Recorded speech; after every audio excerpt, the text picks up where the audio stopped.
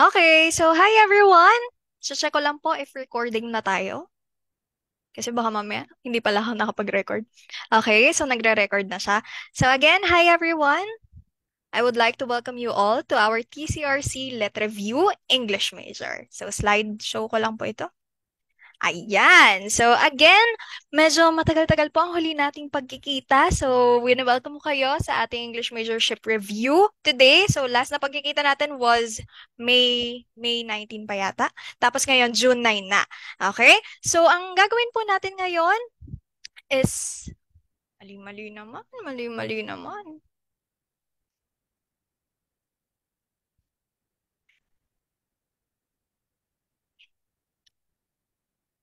Hi everyone! Hello po! Welcome to our TCRC Let Review English Major. So, hello, ako ay nagbabalik si Coach Jazz at ang kanyang recorded session. Okay, so hello po everyone! The last time na nagkita tayo or napanood niyo ako was May pa, di ba? So ngayon po, papanoorin niyo na naman ako for 2 hours. June 9 naman tayo ngayon. Ha, tandaan po, ang date ngayon ay June 9, teachers. Baka may mga nakakalimot na ng date dyan. Okay po? Ngayon po, again, bago po tayo magsimula, baka naman po meron kayong mga classmates na ka-English major din natin. Imbitahan niyo po sila to join our Let Review session. So, yung major po natin, kapag nag-full payment 700 pesos, screenshot nyo na po ito, tapos send nyo sa kanila. Or kapag ka nag-installment basis tayo, 400 down payment and then 400 before final coaching.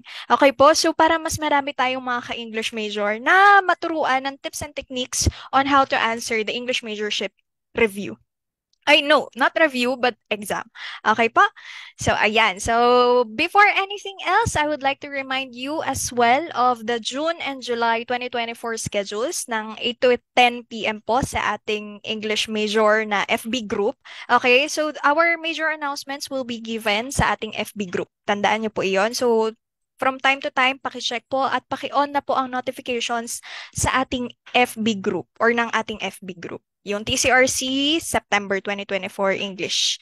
Okay? So I won't be reading this anymore. Screenshot nyo na lang para notified kayo. And again po, ang schedules pa lang po natin is until July 28 because we will be having, or during this period, we are already having the content-based lecture. And then by August po, magkakaroon po tayo ulit ng bagong schedule. Kasi po, ang gagawin na natin sa August is magde-drills na po tayo. It's going to be most probably every day, but still it depends. If ever wala man pong changes sa schedule, it will be every day. Okay po? So don't worry, you'll be notified naman once na merong changes or meron tayong bagong announcements. Okay?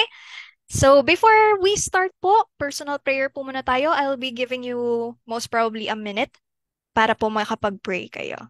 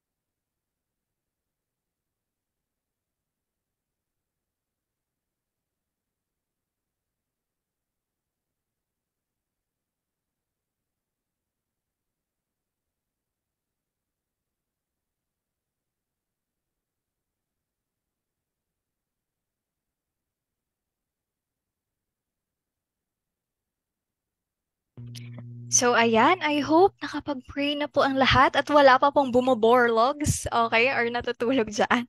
Okay, so we will just be starting our review. So, again, welcome po sa English Majorship Coaching. Ang ating hashtag is LPT sa September or i-hashtag nyo na kagad yung pangalan ninyo tapos sundan nyo na kagad ng LPT. Okay po? Kasi yung mga nakapasa na ngayon, malapit na silang mag-oath taking. So, July po yung oath taking nila at alam kong kayo na po ang susunod na mag-o-oath. I-claim nyo na, teachers. Okay? So again, I am Coach Jazz, Justin Maria Salazar. You can call me Coach Jazz. And ang sinasabi ko po sa inyo, ang sikreto to getting a high English majorship score or to passing or acing the English majorship component ng LET is comprehension. So ngayon pa lang po, teachers, sinasabi ko na sa inyo ang sikreto. So I hope ngayon pa lang gawin na ninyo ang inyong makakaya to improve your comprehension because that will really, really save you. So don't worry, I will still be giving you study tips and techniques, and kapag nasa drill sessions na po tayo or drill season, bibigyan ko po kayo ng tips and techniques on how to answer the English majorship exam. Okay? So ayan. So again po, this is a learning community.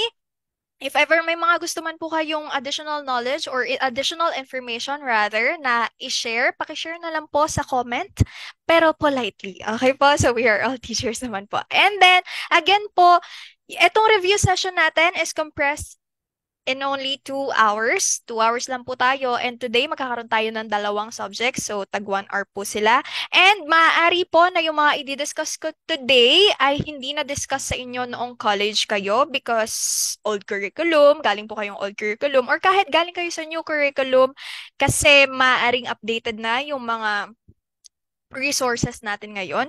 Or if ever hindi man po talaga ito na tackle or na-touch before, you can jot down po itong mga additional information. And if ever man po na na-tackle sa inyo ito before, this could serve as your review. Or you could, again po, share other information. Okay po? So what to expect? Content-based lecture, dalawa po ang meron tayo today. The first one is going to be TTL2 or yung Technology in Teaching and Learning 2, pero sa specialization na natin, which is called Teaching in Language. No, not teaching, but technology in language education. Okay, technology in language education. And then the next one is language and learning materials development. So medyo related sila, kaya pinagsama natin sila sa isang session natin. Okay, so we will be also having the tips and we will also discuss the anatomy of questions, both doon sa TTL2 and also dito sa language and literature materials development. And last time I gave you additional videos, but today I will be giving you additional readings for further review. Kasi kailangan nyo rin po ito, okay, na mabasa. So I hope ready na ang lahat.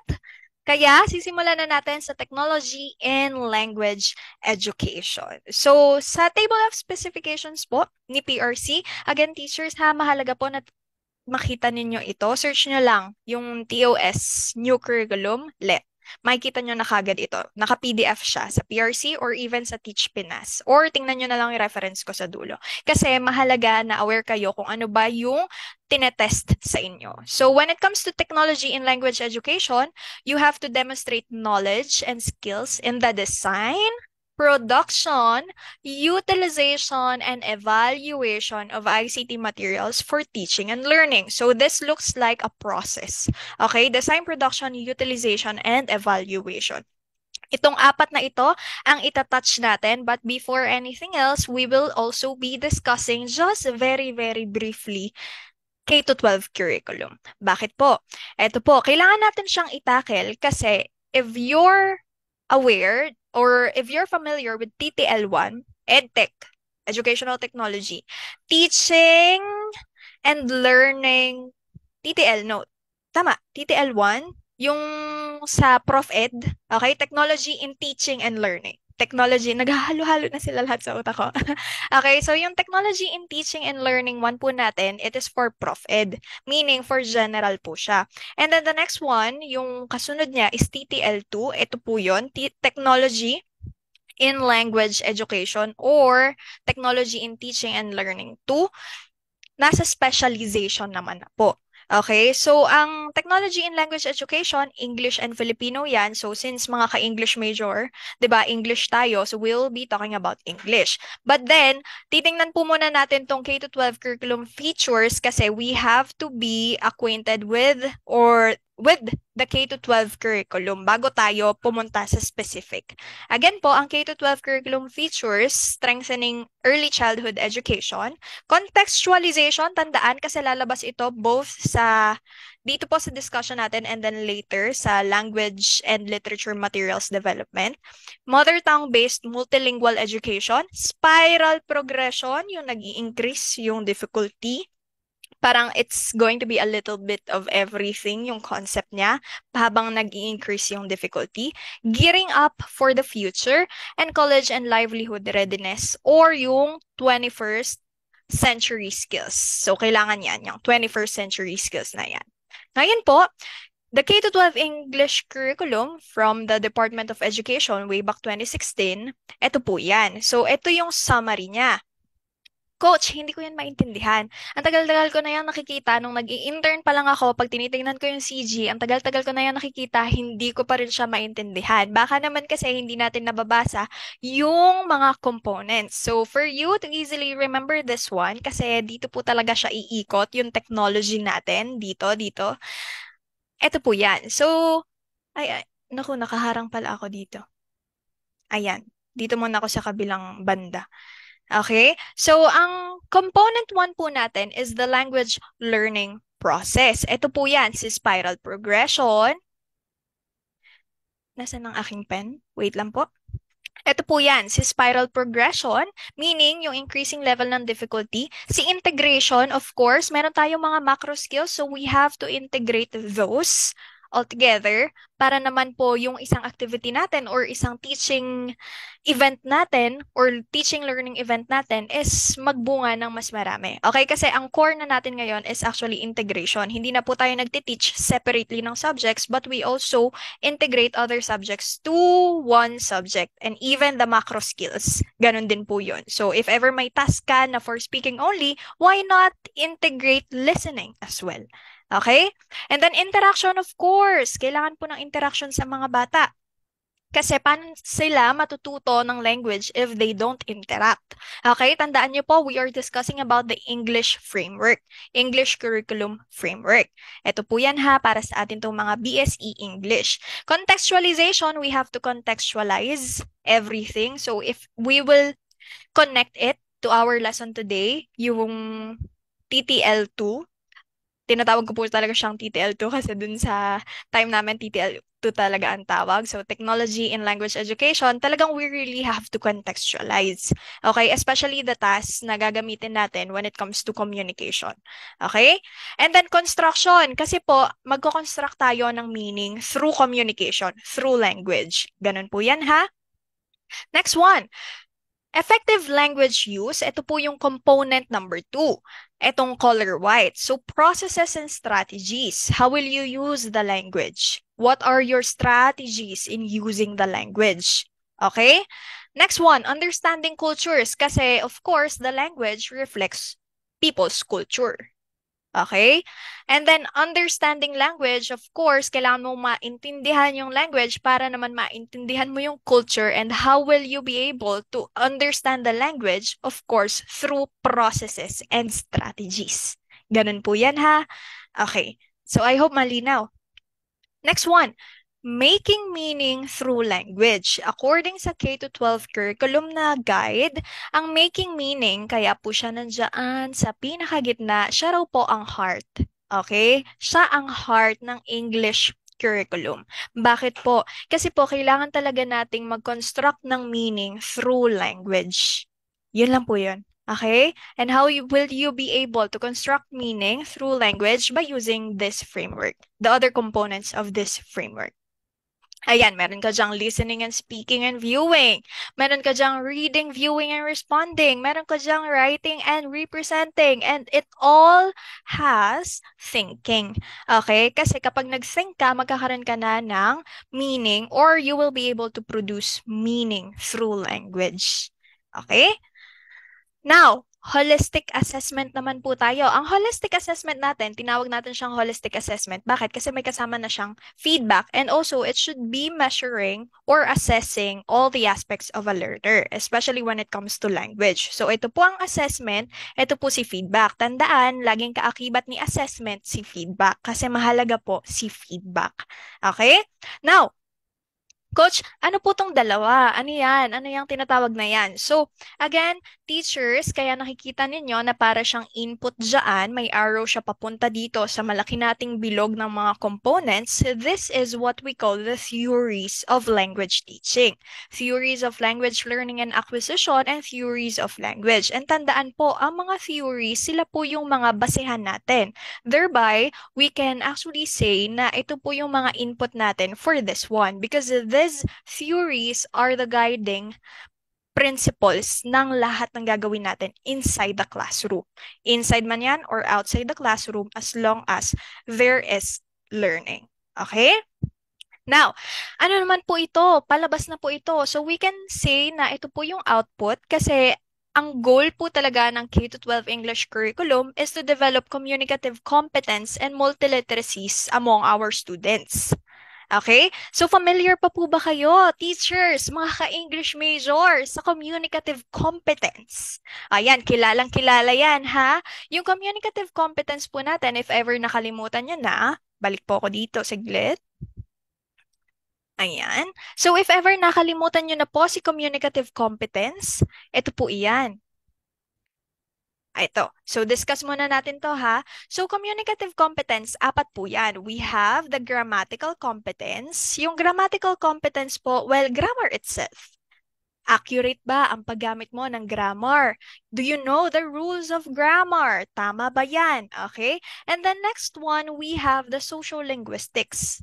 Or not social linguistics, but social linguistic competence. Social linguistic competence.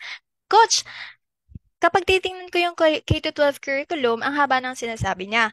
Okay? Pero, actually, tandaan nyo lang ito. You always say the right word to the right person at the right time. Okay? So, maaaring ang social linguistic, meron pa po diyang mga issues, but still, our keyword dito, yung tinuro din po sa amin ni Miss Ballesteros noong college kami, in a nutshell, this is social linguistic. You say the right word to the right person at the right time. Okay? And everything revolves around this. Basta may tao, may society, may linguistic, that is already social linguistic. Next one, we have strategic from the word itself. You use strategies, okay, to compensate for communication breakdown. O, ano ba yung mga strategy? For example, ipapaulit mo sa kanya yung sinabi niya kasi hindi mo narinig. So, I'm sorry, can you repeat? Ganun yung mga communication strategies natin. So, instead of using fillers, magkakaroon ka ng pause, for example. Okay? Or parang binato ka ng tanong, tapos hindi mo pa alam yung sagot sa tanong, tapos ang gagawin mo dyan, parang sasabihin mo lang, that's a great question, let me think about it.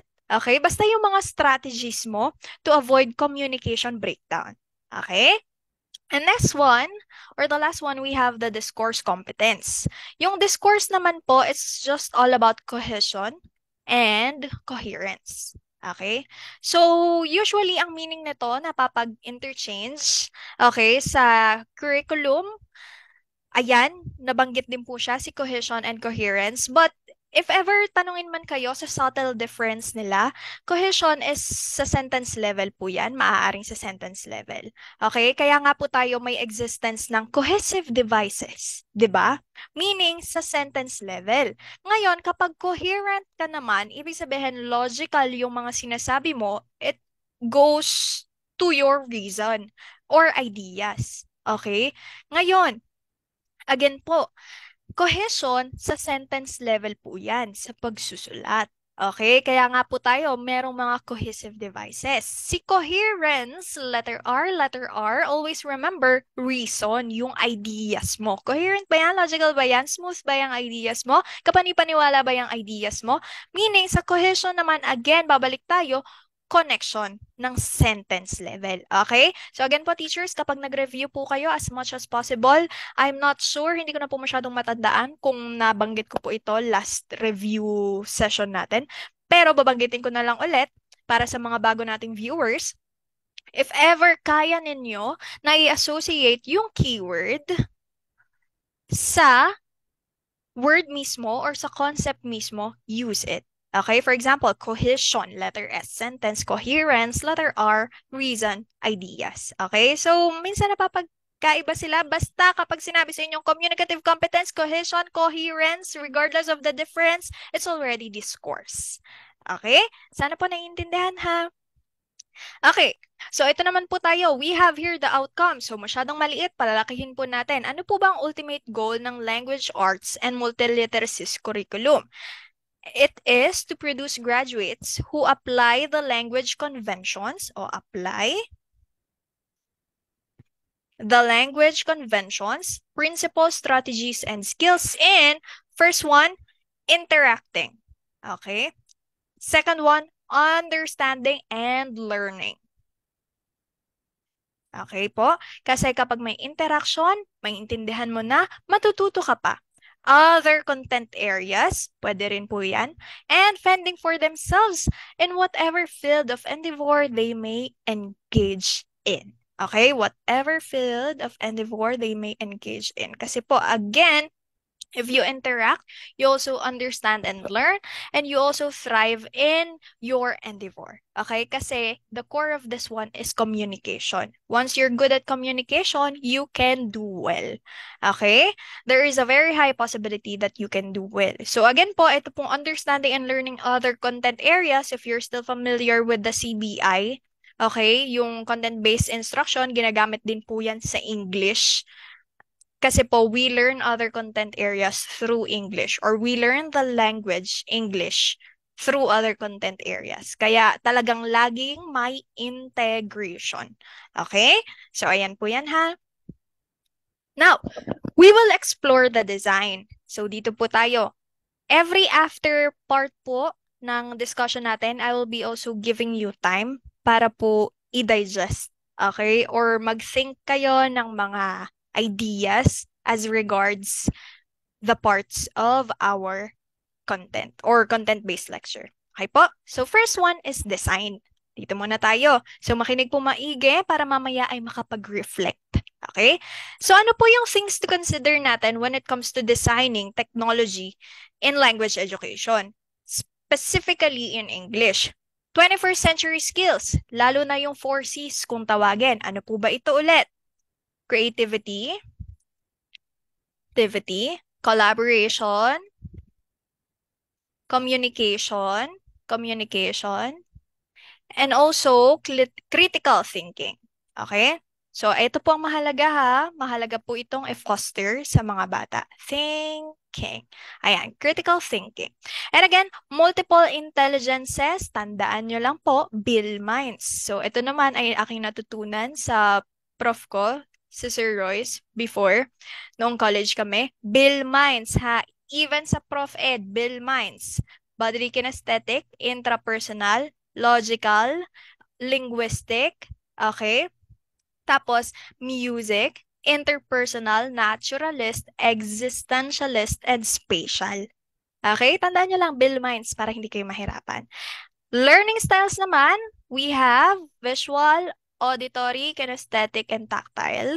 Okay? And also, the different principles, or maaari nating sabihin na related sila sa theories. Okay? So, before designing a technology or an application, a material, you have to consider these things. Okay po?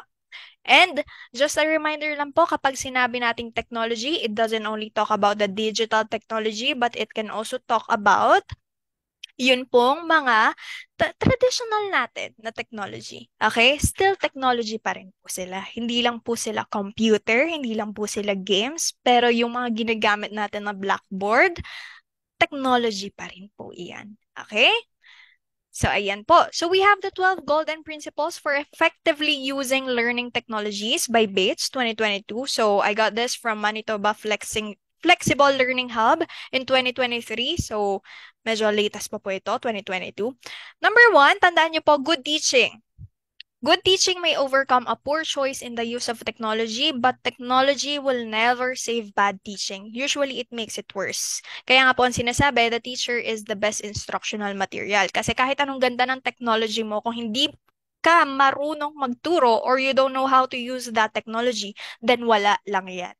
Okay? So, you really have to have good teaching. Kahit pen lang yan, mabibigyan mo yan ng kabuluhan basta maayos ka magturo. That's why in technology, in language education, we don't only talk about technology itself, but we also talk about how you will use it. Okay? So later makikita niyo po yan. Number two, aesthetic. Gaano ba yan kaganda? At each application, each technology, each medium has its own unique features that you can also use. Flexible, educational technologies are flexible. Ang isang application, pwede nyo yan gamitan sa maraming paraan. Okay? Next one, benefits and limitations. Of course, ang isang technology, meron niyang benefits and of course, meron din niyang mga hindi kayang gawin. Nas teacher na lang yan kung paano niya i-apply yung technology sa classroom while seeing the benefits and also the limitations or considering the benefits and the limitations. Okay? Make the most out of it. Ika nga. Next one is the multiple media. Sabi dito, multiple media are usually more effective than a single medium, but this has to be balanced with efficiency. Ngayon, teachers, mga ka-English major, baka bigla sa licensure exam, bigla kayong pag-differentiate kung ano yung efficient sa effective. Baka mamaya biglang may lumabas na ganon sa vocabulary. Even sa Prof Ed, baka malito kayo kung lagi na lang may efficient, lagi na lang may effective. Kahit sa English majorship na methodologies, minsan napapagbaliktad yan. Ngayon, ang pinagkaiba po ni efficient, tandaan nyo lang po ito ha, teachers, para sa mga hindi pa po nakakaalam. Kapag sinabi nating efficient versus effective, ayan. So kapag efficient, teachers, ito lang ang tatandaan ninyo. Efficient, you focus on the effort and you also focus on the time. Meaning, minimize dapat yung effort mo, i-minimize mo din yung time mo while trying to have a maximized output. Okay? Meaning, maliit lang yung effort mo, konti lang yung effort mo, konti lang yung time mo, pero maganda yung output mo. So, short lang yung time mo, less lang yung effort mo, pero again, maganda yung output mo. Meanwhile, kapag effective naman, you focus on the value of the output. Okay? Regardless kung gaano ba kadami yung effort mo, gaano ba kadami yung time mo, basta sa output ka nakatingin, sa value ka ng output nakatingin, that is effective. If you are an efficient teacher, you try to lessen your effort, you try to lessen the time, pero nagbibigay ka pa rin ng productive and quality work. Okay? Productive ka pa rin. Pag effective naman, you don't care about the effort, you don't care how much time, okay, you spend with that one output, as long as the value is quality and the value is very nice, okay na yan. Okay po? That's the difference between efficient and effective. So ayan, balik po tayo.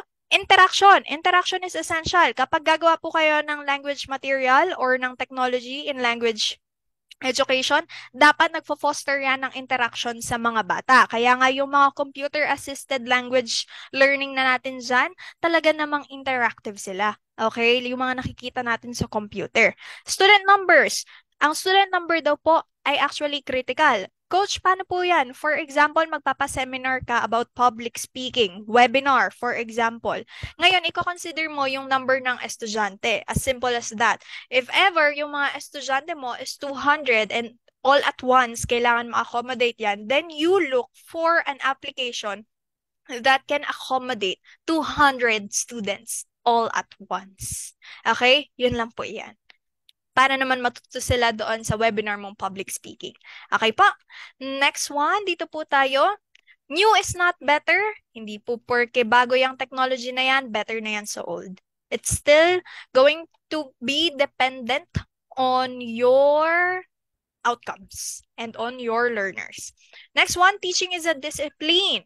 Teaching is a skilled discipline with strong theory and research. Again po, yung mga theories natin in language to support technology decision making. Kasi hindi ka pwedeng mag-decide ng technology kung hindi naman yan nakaayon sa theory or research na na pinanghahawakan mo, rather. Okay? Next one, change with technology. To exploit fully the potential of technology, the teaching also needs to change. Okay? So your teaching will be dependent on your technology. Okay po? Teamwork. Teamwork is valuable but expensive. Coach, anong ibig sabihin yan? Ang mga English teachers, pwede po yung kumausap ng other English teachers, pwede yung sumama sa samahan ng mga English teachers para makapag-develop ng isang technology or para makakita ng effective methods or applications or materials na pwede niyang gamitin sa klase niya. Okay? So, ito po yung engaging in professional communities. Okay? Si teamwork po, engaging in professional communities, whether teacher to teacher man yan, or pwede ka rin makipag-teamwork sa estudyante mo. Okay? Kasi sila naman yung mga may kailangan, di ba? But expensive, of course, sinabi dito na expensive, it requires time and effort, plus it also sometimes requires money. Okay? Designing the experience, technology is not the issue. Ano daw po yung issue? It's methods. Okay? It's how it is being used, how a technology corresponds to the needs and learning styles and interests of the students. Yun lang po. Okay? So you will be able to make a quality experience kapag yung technology mo suitable siya sa mga estudyante mo. Okay? Fit na fit. Now, so time to ponder, konti lang po, yung 12 golden principles for effectively using learning technologies. So, I hope you take this time para i-recap sa isip ninyo kung ano bang pinupunto nito. Okay? So, sagutin nyo lang yung tanong, ano bang pinupunto nitong 12 golden principles sa language education? Sa paggamit ko ng technology in language education. So, I'll give you a few seconds to answer that.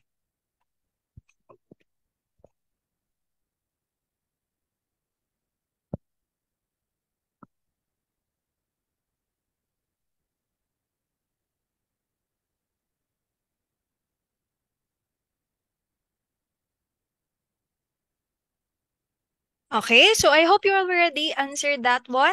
And ito po yung design. Ano ba pinupunto nitong design na to?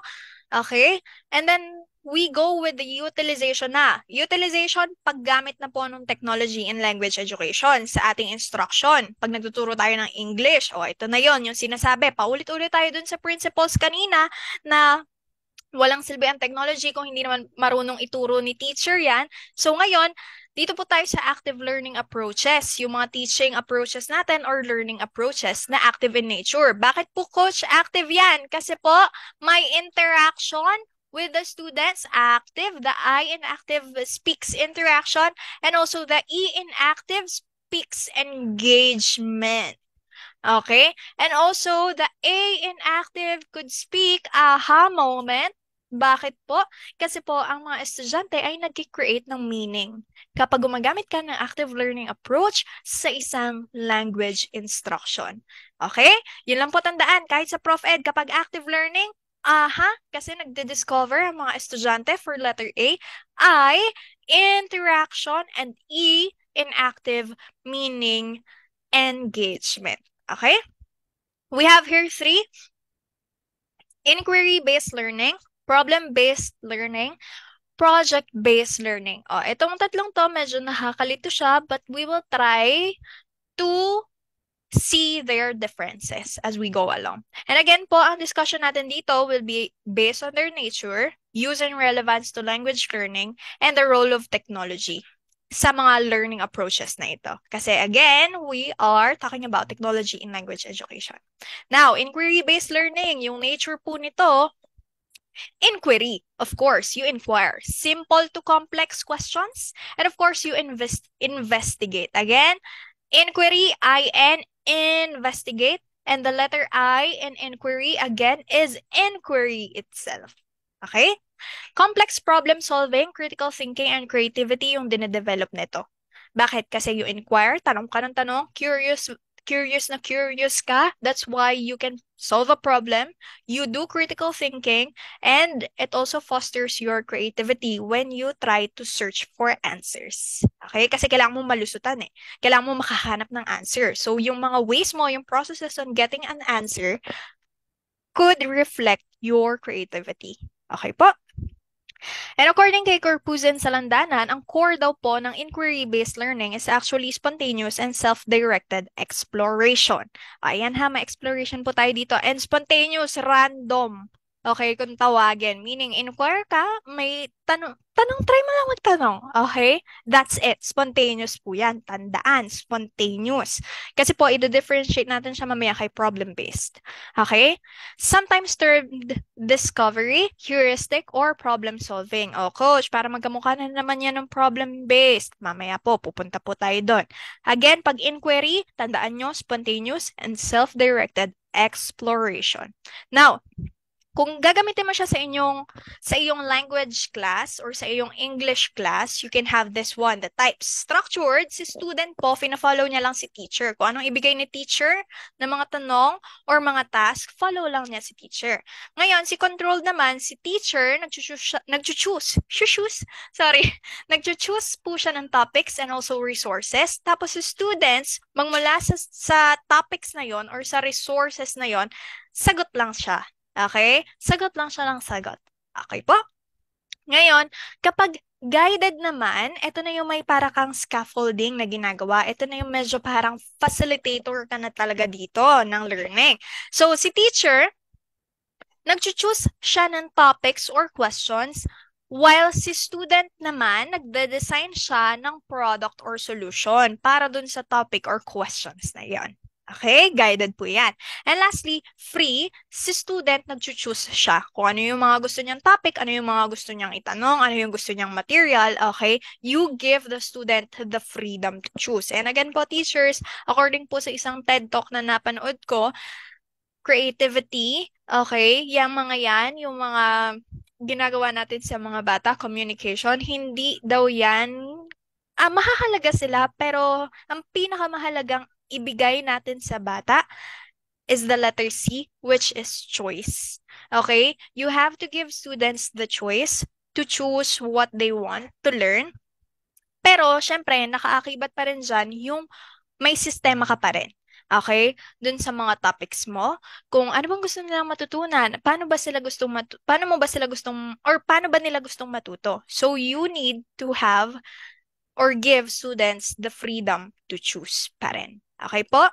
Now, ayan. So, student chooses. So, yun po yung free. Now, things to consider naman po, you have to consider prior knowledge and capacity, context as well, content and learning materials, process, strategy of reactions and behavior, course outcomes. So, you have to consider these things when it comes to designing inquiry or when it comes to utilizing inquiry-based learning. Okay, so yung schema mo, si context ng estudyante at ngayon ng society, content and learning materials, okay po? Tapos, you also have to think about the process. Paano mo ba siya i-achieve? Paano ba ang mga gagawin ng mga estudyante? Yung strategy of reactions and behavior and course outcomes. Of course, the outcomes. Okay, kaya nga tayo outcomes-based education. Now, ano naman yung gamit nito sa language education? Pag nag-inquiry-based learning ka, IBL, you can solve social linguistics issues. Okay, social linguistic issues. Or you can also share and debate on language experience. Bakit po? Yung mga estudyante mo, pwede silang mag-share or debate on a language experience because how they perceive language and how they experience language is different sa iba. Okay? So, marami yan. Marami kang magagawa dyan ng mga task for your students sa inquiry-based learning. O, for example, social-linguistic issue. Halimbawa, language barrier. O, hayaan mo silang mag-inquire about language barrier. Hayaan mo silang mag-formulate ng mga hayaan mo silang sagutin yung mga tanong na ibibigay mo sa kanila. Okay? So, ayan. Ganun po yan. Hayaan mo silang mag-share ng nalalaman nila. Now, for the technology's role, yung websites mo, pwede yung maging sources of proper information. Pwede silang mag-search sa internet. And yung mga resources mo, both online and offline, could be supporters of inquiry. Bakit? Kasi pwede po sila mismo yung object of inquiry. Halimbawa, bibigyan mo sila ng isang literature na material or isang book. Tapos yung mga estudyante, hayaan mo silang magtanong about that book. Okay po? Now, ayan, pag inquiry-based learning po, so tandaan, ano po yung mga dapat na keywords na tandaan ninyo? I'm going to give you a few seconds.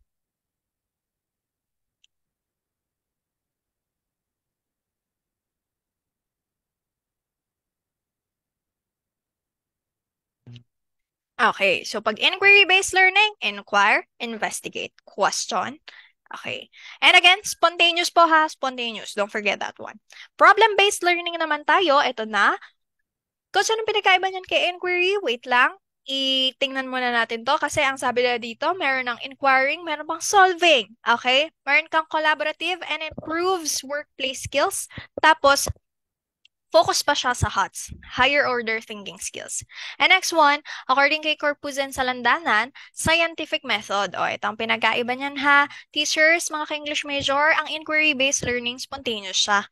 Pero kapag problem-based ka na, meron ka ng scientific method. O, ano po ba yung scientific method? Para ka nagre-research dyan. You're following the procedure of doing a research. Okay?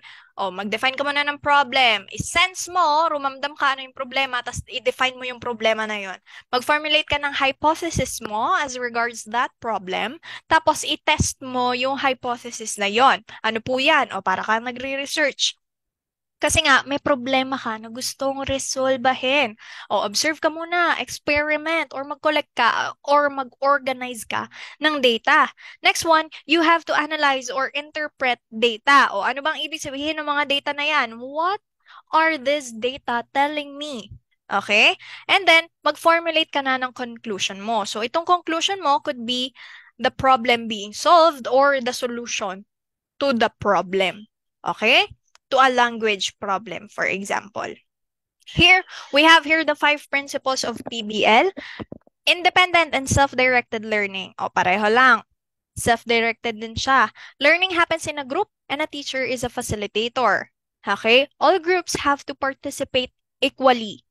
Students learn about motivation, teamwork, problem solving, and engagement with the task, and materials such as data, photographs, etc.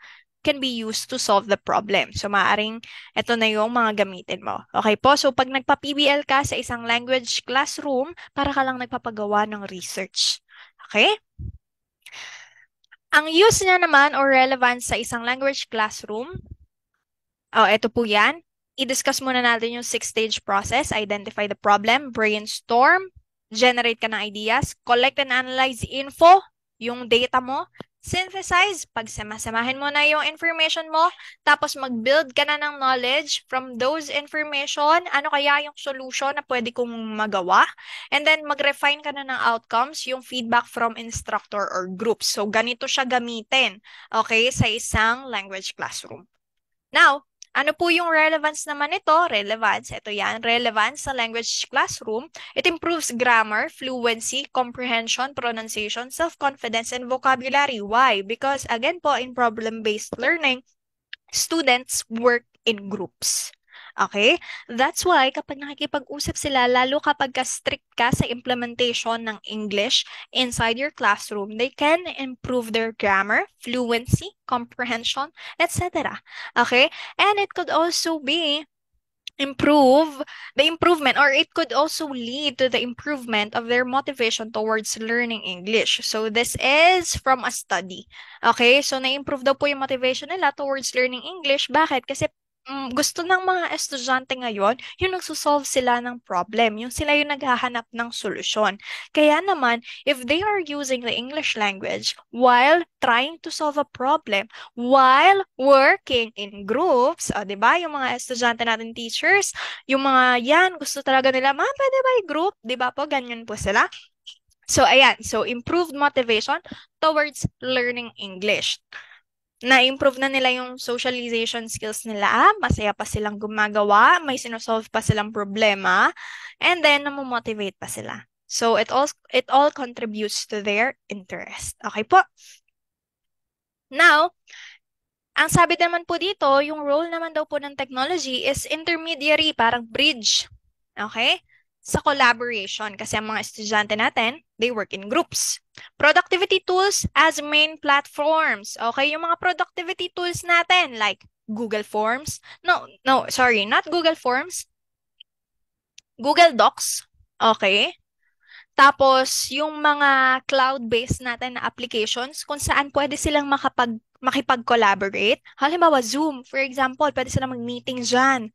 Okay? Sa Microsoft na MS Teams, pwede sila mag-meeting dyan. O yung mga magkaroon sila ng collaborative work, yung mga productivity tools po, again, yan yung mga docs, anything that can facilitate collaboration online. Okay? As main platforms. Ito po yung main platforms. Bakit? Kasi ito yung mismong ginagamit. Lalo na pag wala sila sa classroom. Okay? Now, problem-based learning, ano po kaya yung mga keywords natin for problem-based learning? Sige po, isip po muna kayo.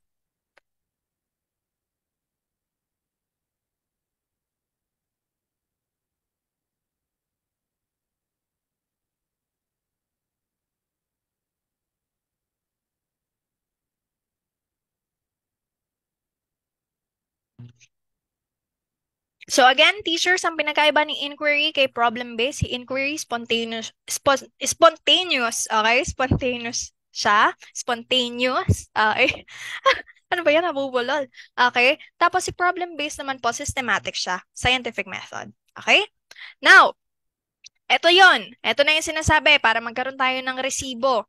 Ang sabi dito, problem-based learning is somewhat narrower and is directed towards finding solutions according to clearly defined steps, while inquiry learning is more directed towards fulfilling the human need for discovery. Okay? It only fulfills your need for discovery. Okay? And again, problem-based defined steps. Now, pahapyawan natin tong SAMR model or the summer model ni Ruben Puentedura kasi pwede mo rin tong magamit sa iyong language class. Okay? Si Ruben Puentedura po, ginamit niya tong summer model or dinevelop niya to rather, yung summer model for technology in teaching and learning. Ngayon, sa substitution, technology acts as a direct substitute. Meaning, for example, if may essay task ka sa mga estudyante mo, ang gagawin mo dyan, ipatype mo sa computer, tapos ipaprint mo sa kanila. Kasi no functional improvement. Walang functional improvement. Walang improvement sa function. Okay? So, sinasubstitute lang niyan yung traditional technology. For example, imbes na pasulatin mo ng essay ang mga bata sa papel, ipasulat mo sila sa computer, ipaprint mo, tapos ipapasa mo kinabukasan. Pag augmentation naman, technology acts as direct substitute with functional improvement. O, paggamitin mo na sila ng MS Word, tapos paggamitin mo sa kanila yung mga parang magre-refer na sila sa grammar checker doon. O, mag-highlight na sila doon kung gusto nila. Tapos, imbes na printed, i-submit sa'yo, ipa-email mo na lang. Okay? And then, modification naman, technology allows for significant task redesign. So, for example, i-redesign mo na yung task. Imbes na sa MS Word siya, ang gagawin mo, ipa-upload mo na lang sa isang online application na pwedeng ipa-peer review sa mga estudyante. Okay? Yung mga classmates sila pwedeng mag-comment, ganyan. Okay? Tapos kapag redefinition naman, ito na yung allows for creation of new task na hindi kayang gawin kung walang computer or kung walang digital technology. For example, if you would like to use digital technology. Paano po yan? Yung essay na pinagawa mo, ang gawin mo sa kanila, ipa-video mo yung mga sarili nila. Tapos, ipa-discuss mo sa kanila yung essay na pinagawa mo. Okay? Or sabihin nila yung opinion nila through video. Ganon. Ganon po ang gagawin. Okay? So, substitution, augmentation, modification, redefinition. Substitution, gamitin mo yung digital material as substitute doon sa traditional material. Augmentation, meron ka nang ginagamit na parang improvement or ginagamit mo na yung features ng isang digital application. Now, modification naman, meron ka ng redesign. O, ipa-upload mo, tapos ipa-peer review mo. Kasi nga parang nire-redesign mo na imbes na individual lang yan, gawin mo silang by partner or gawin mo silang by group or by peer. Okay? And redefinition, previously inconceivable kapag walang technology na digital technology, ang gawin mo, pa-video mo na. Kasi hindi kaya nilang mag-video kung wala silang technology. Okay po? That is the point of the summer model. So you can use that in language education. Now, project-based learning naman tayo. Coach, ano pinakaiba nito sa problem-based? O, mamaya makikita po ulit natin. Planned task, tapos meron kang mga solutions, tapos Anchor to kay learning by doing and also constructivist theory kasi you have to make meaning. Okay? Construct meaning. And also this is collaborative. Okay po? Now, according kay Corpuzan sa Landanan, this requires a period of several days or weeks. Bakit? Kasi ang project, nakafocus yan sa output. Meron kang project na ipapagawa sa mga bata. Okay? Yung focus mo is applying specific knowledge and not imparting knowledge. Meaning, yung mga bata, yung knowledge na meron sa kanila, imbes na i-share nila sa others, they use it for a purpose. And what is that purpose? Creating a project. Ia-apply nila yung knowledge nila sa project na i-create nila. Okay po? Next one, foster social responsibility. Kasi commonly, ito po ay mga project na nakalaan for society. Ngayon, ang examples naman natin dito, for example, sa language education, pwede yung task or product. Yung task, pwede yung dramatization, okay? Yung product naman, pwede naman yung model or visual illustration. Okay? Ayan po yan. Now, yung use or relevance niya in language education, it improves research methodology skills. Kapag na-improve yung research methodology skills mo, you will also be able to improve your critical thinking, creativity, okay, communication, and collaboration. Bakit? Kasi kapag nagre-research ka, pwede kang may kasama dyan. Improves oral communicative competence kasi again po, kung babalikan natin, ang sabi dito, collaborative po siya. Okay? Next one, it also develops life skills. Sabi dito, yung research, creativity, communication, ayan, naulit lang siya. And then communication tool, nagagamit din siya as communication tool for both synchronous and asynchronous. And also assessment tool and creation tool. Kasi kapag project-based, pwede kang magpagawa sa bata ng e-portfolio na i-assess mo, blog or wiki na i-assess mo about language. Okay? About your topic in English. Okay po? Okay, so keywords po natin for project-based learning. Isip po muna kayo. Kahit konti, 3 lang.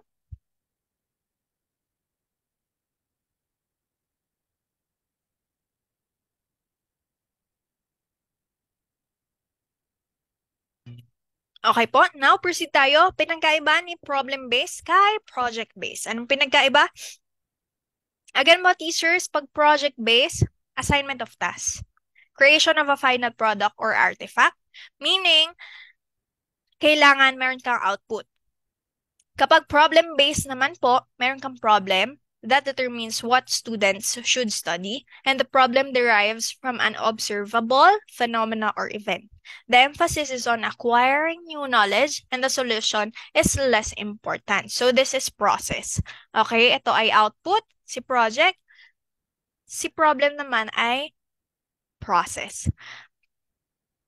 Si project, kailangan mo i-apply yung knowledge mo. Si process, kailangan mo, or si problem, kailangan mong mag-acquire ng knowledge. Okay?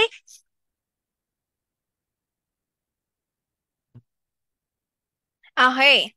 Dito naman po tayo, teachers, sa production. O, ano ba yung mga ipoproduce natin na technology materials? Yung mga tools natin dyan, ito yung mga language instructional materials, which are also technology-based. And also, we can have other tools. So, yung mga language instructional materials natin dito, maaaring, most commonly mga digital ito, pero still, you can make it on your own para naman maging traditional siya. Especially if hindi po available, yung digital material. Okay? So we have here first one, instructional charts. So pwede tong digitally made, pwede naman tong traditionally made. Okay, this improves understanding of data, concepts and relationships, and also processes. It also improves writing skills. Pwede mo siyang gamitin or gawin via MS Word, MS Excel, PPT, etc. Okay? Pero pwede rin naman yung via handout. Okay? Or pwede naman yung malalaking instructional charts na ginagawa natin pag nagde-demo teaching tayo. Pwede po yun, ha? Next one, we also have posters. Okay? Yung mga poster natin dyan, kung tawagin. And then, we have here flashcards. Ito pwedeng digital or pwede naman na index card lang, pwede na yan. Okay? So again, teachers, this is a good strategy pagka nag-isa sa ulo po kayo ng mga concepts sa review, during your let review, pwede kayong mag-flashcards. Okay? Next one, mag-slide, PowerPoint. We have here the PowerPoint. We also have worksheets and forms. Yung mga Google Forms natin, pwede yan. Para sa naman po ito, pwede po ito pag magpapaquiz ka sa mga bata or if gusto mong i-survey yung mga interest nila para naman ma-i-anchor mo sa mga interest nila yung mga gagawin sa loob ng classroom or yung mga topics mo, yung mga methodologies mo na gagamitin sa pagtuturo. Okay po? Newsletters, so this is actually real world, especially kapag yung mga estudyante mo ay senior high school na or pa-senior high school, malapit na mag-college. Okay, pwede po ito kasi sa business po ito ginagamit. So, improves formal writing skills, especially the processes of drafting, revising, editing, and publishing. This also improves collaborative skill. Next one, pamphlets and brochures. Okay, cartoons, pwedeng-pwede ito, lalo kung elementary, na-assign ka sa elementary kahit BS Ed ka, or kahit naman sa mga estudyanteng junior high, grade 7, grade 8, pwede rin po yan. Ito yung mga technology na pwede mong gamitin. Journals. Yung journals po natin, yung kung tawagin dito, yung parang siyang diary, yung parang everyday. Okay? So, it also improves your writing skills. Pero, pwede rin naman siya in an academic manner, yung journal na parang pagagawin mo sila ng research na isasama sa journal. Pero masyadong advanced level yon kung hindi naman college ang estudyante mo. Okay po? Bulletin boards, pwede rin po yan. Ito, pwede kang digital or pwede kang traditional. Yung traditional, paskill mo lang sa classroom mo. Pero kapag bulletin boards naman na digital, pwede kang gumamit ng Padlet. Pwede kang gumamit nito din or ng Padlet. Okay po, nung corkboard me, pwede ka pong gumamit niyan. For posting language activities. Okay po? Other tools, we have the blog, the Google Jamboard, Zoom Whiteboard, pwede po yan. Podcast and vodcast. Uy, maganda rin po itong ipagawa sa mga estudyante natin at maganda rin po na ipakita ito sa mga estudyante natin kasi this is one of the most relevant applications or trends na rin po or mga parang materials ngayon na talaga namang nakaka-relate ang mga estudyante. Sa Spotify na nga lang, pwede kang magkaroon ng podcast or makinig ng podcast. Okay? Flowcabulary and also Duolingo. So, ang Duolingo, maganda rin po yan kasi parang medyo game-based ang Duolingo. Okay? So, you can explore these applications more. Search nyo lang po sila sa internet so you can know more about this one kasi we can all discuss each and every application kasi limited lang po talaga ang ating time. Okay? Now, again po sa production, kapag sinabi nating production, isip po kayo ng keywords. So, ano po ba yung mga pinoproduce natin ng materials? Pwede silang traditional and digital. So, ano pa po kaya? Reflect kayo doon sa discussion natin about production.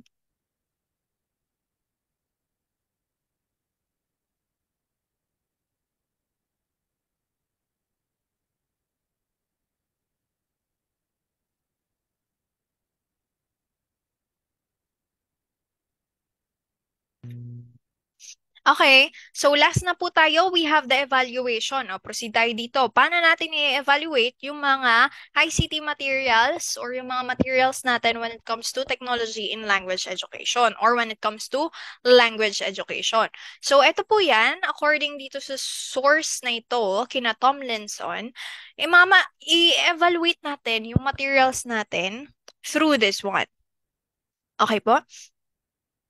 Kapag nag-evaluate ka daw, before anything else, kapag nag-evaluate ka, you evaluate or you look at the value. That's why you create judgments or you create decisions. Okay? You judge. Okay? Kasi you look at the value. Kahit sa Prof Ed, ganyan din po yan. Tandaan, pag evaluation, pinagkaiba niyan kay analysis, ang evaluation is value. You judge. Okay? Si analysis kasi, chunk ka. Mag-chunk ka. Okay? Step by step. Paligitin mo sila, i-breakdown mo. Okay po? So, ang sabi dito, it involves making judgments about the effect of the materials on the people using them, and it tries to measure some or all of the following: credibility ng materials sa learners, validity, reliability, ability of the materials to interest the learners and the teachers as well. The ability of the materials to motivate the learners, pinakamahalaga po ito kasi hindi lang po teachers ang magmo-motivate, kundi mga materials din as well. Value of the materials for short-term learning, okay, for performance on tests and examinations, for long-term learning, sa language and communication skills, learners' perceptions of the value of the materials, teachers' perceptions, assistance given to the teachers in preparation and assessment. O, ito bang material na ito kung gagamitin ko, hindi ba nito pahihirapan ang buhay ko kapag pin-repair ko ito or kapag nag-assess ako sa mga estudyante ko? Baka naman mamaya gagamitin ko to, pero hirap na hirap naman akong gamitin kasi hindi naman user-friendly. Okay, ganun po yan ha sa language education or when it comes to choosing a technology. Evaluating a technology. Match with the requirements. O, dapat ba? Standardization, coverage of a syllabus, preparation for an examination. Yung requirements, again, makikita nyo yan doon sa outcomes. Okay? Kasi yung outcomes could already speak a lot. It also speaks, or the outcomes also speak requirements. Ano ba yung mga kailangan ng mga bata base sa outcome na ito? Ganun po ha. Kung ang outcome mo ay makapagsalita sila fluently ng English, so hanap ka ng technology na mag-a-assist sa kanila para makapagsalita sila fluently ng language na English. Now, we can also use this one, the effective and efficient instructional tools, yung mga characteristics. So again, effective and efficient. Pag effective, si value, efficient, si effort and time. Okay po? Now, enhances instructional effectiveness, promotes active learning, develops critical thinking. Tandaan, dapat yan ay nagde-develop ng critical thinking. It also accommodates differentiated instruction. Dapat yan may DI. Okay? It should also be motivating in nature and multisensory in nature. Okay po? Now, for the universal design for learning, dapat yung principle number 1, equitable use. So, yung technology na pipiliin mo when it comes to teaching language should also respond to diversity kasi tandaan teachers, ang isang classroom, ang mga estudyante niyan could have different mother tongues. Okay? Could have different languages. Okay po? Next one, principle number 2, flexibility in use o accommodates individual preferences. Gusto ba yan ng mga bata? Nakikita ba ng mga bata kung ano yung gusto nila dyan? Next one, simple and intuitive use. Easily understood. Madali ba yung maintindihan? Baka mamaya maganda nga, hindi naman magandang or madaling maintindihan. Okay po?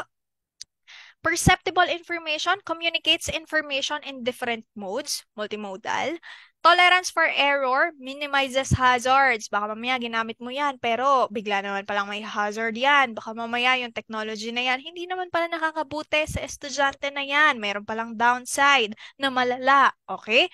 Low physical effort allows efficient and comfortable or comfortable use. Oh, pag ginamit mo yan or pinagawa mo sa mga bata, yung mga bata ba ay may low physical effort, hindi ba sila mahihirapan sa paggamit? Kahit ikaw, hindi ka ba mahihirapan sa pag-implement? Okay? So, ayan ha. Next one, size and space for approach and use. Yung material na yan, whether traditional or digital, dapat nagkikater yan sa body size, sa posture, and sa mobility ng estudyante. Lalo kapag manipulatives yung gagamitin mo. For example, mga models, mga realia, okay, na nagagalaw, yung mga mock na mga models, parang ganon. Okay, yung mga nagagalaw, yung mga na-operate ng mga estudyante mismo. For example, you're teaching about pronunciation. So, meron kang model ng parang bibig hanggang dito sa may throat. For example, for example lang. Tapos, ma-manipulate yan ng estudyante, mahawak-hawakan nila, matatanggal nila, makikita nila yung mga parts. So, okay ba yon? User-friendly ba yon sa mga estudyante? Hindi ba yan parang masyadong, hindi ba masasaktan ng mga estudyante pag hawak dyan? Nagkikater ba yan sa body size nila? Na kahit gaano kalaki yung body nila, kaya pa rin nila yung hawakan? Kasi minsan, may maliliit na mga parts na, of course, alam nyo na, hindi naman masyadong parang nagkikater sa mga body sizes ng mga estudyante. O for example, papasukin mo sila sa isang classroom. O, kasya ba yan? Yung estudyante mo, kasya ba yan? Okay, kaya ba yung hawakan ng estudyante mo? Mamaya, ang liit-liit pala ng estudyante mo, yung model mo, ang laki-laki. Okay, so ganun po ang point nun. So, pag posture sa computer, for example, and yung mobility. Okay, paggalaw. O, ganun lang po yan. Size and space for approach and use.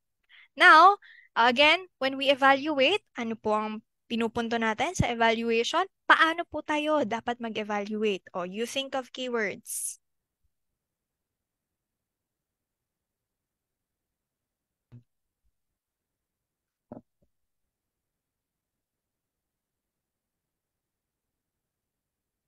Okay? So, ayan, teachers. Again po, recap lang. So, ang components po na ating K-12 curriculum. Okay, so it all talks about yung technology nyo. Ganito lang yan. Ang summary ng lahat ng pinag-discuss natin or diniscuss natin is your technology in language education should cater to language learning processes, spiral progression, integration, interaction, contextualization, construction. It should allow students to experience that certain level of difficulty, to experience that integration, to experience that interaction, to have their materials contextualized para makarelate sila, and it should allow students to construct meaning. O, effective language use. O, it should allow students to use different processes and strategies in understanding language and understanding different cultures. And it should allow students to make meaning through language. Yung technology ninyo, tandaan ninyo, ito pong mga components na ito, evaluative components din po sila or components for evaluation din sila. Okay? And lastly, holistic assessment. Kapag ba ginamit ko ang technology na ito, pwede ko bang ma-assess ang estudyante ng marami sa or ma-assess yung estudyante in different aspects? Okay? Makapag-provide ba ako ng feedback when it comes to using this technology or kapag ginamit ko ang technology na ito? Okay po? So, ayan. Anatomy of a technology in language education question. Ito lang po yan. Teachers, I hope you try to remember this one as you go along with your review or as you answer drills right now. Again, number one is situational. Ganito lang po yan. Of course, nasa methodologies tayo. So, ang question mo dito, situational yan. Tapos, yung ABCD mo dyan, it could also look for, or it could also depict situational answers. O, hindi ko na kailangan niyang i-explain kasi alam niyo naman na yung situational versus recall questions. Okay? Classification. O, ano po ba itong classification kung tawagin? For example, meron kang group of applications. Okay? So, which of this group of applications can be used for writing essay? For example, o ganun kunwari yung tanong mo dyan, which of the following group of applications can be used for writing essays? O, letter A, MS Word. Tapos, Notepad. O, Google Docs. Tapos, letter B. O, etc., etc. Letter B, PowerPoint. Okay? Excel, Publisher, for example. So, maaaring may mga lumabas po kasing ganyan sa classification. Okay? Na exam. So, you also need to, kahit papano, have the knowledge of different technologies. Next one, o objective. Ang sabi naman po dito, ito yung objective ko. Tapos ito yung material or what objective. For example, what objective can you use for the material? Okay? Or parang ganito siya, what objective is applicable if you use blogs or if you use wiki? If you task your students to create an essay, if you task your students to create a literary criticism na paper, for example, what objective? Letter A, letter B, letter C, letter D. Yung letter A, letter B, letter C, letter D, nandyan po yung mga objectives natin. So, halimbawa, yung mga verbs natin, nandyan yan. Okay? So, again po, kapag nakamit kayo ng objective question, expect nyo na maaari itong lumabas. What objective can you or is applicable to blogs, for example? Okay? So, basta ganun po yan. So, again, teachers, I cannot assure you na ang mga types ng questions na ito ay lalabas on the day of the licensure examination for teachers. But, binibigay ko po ito sa inyo kasi ito po yung mga common questions na na-observe ko during my coaching, during my review, and during the, well, exam season. Okay po? So again, teachers, ito po yung mga types ng questions na possible na lumabas. Pero not 100%, definitely lalabas. Pero mas maganda na yung ready tayo, alam natin kung ano yung mga yan. Okay? So study tips when it comes to technology in language education, practice answering situational questions. Answer situational questions like how you answer prof ed questions. Be technologically adept. You don't have to be an expert. Pwede na yung maging aware ka lang. Okay? Pwede ka na yung maging aware lang sa mga technology ngayon. Lalo if hindi ka masyadong techie. Okay? So, kailangan po alam ninyo yung mga technologies na ginagamit for creating infographics, for example. Kasi yung mga questions, maaaring itanong yan.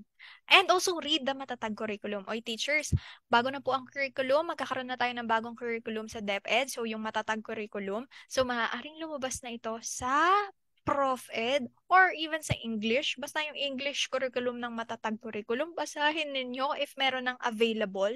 Okay? So, meron namang available sa internet ng mga about sa matatag curriculum.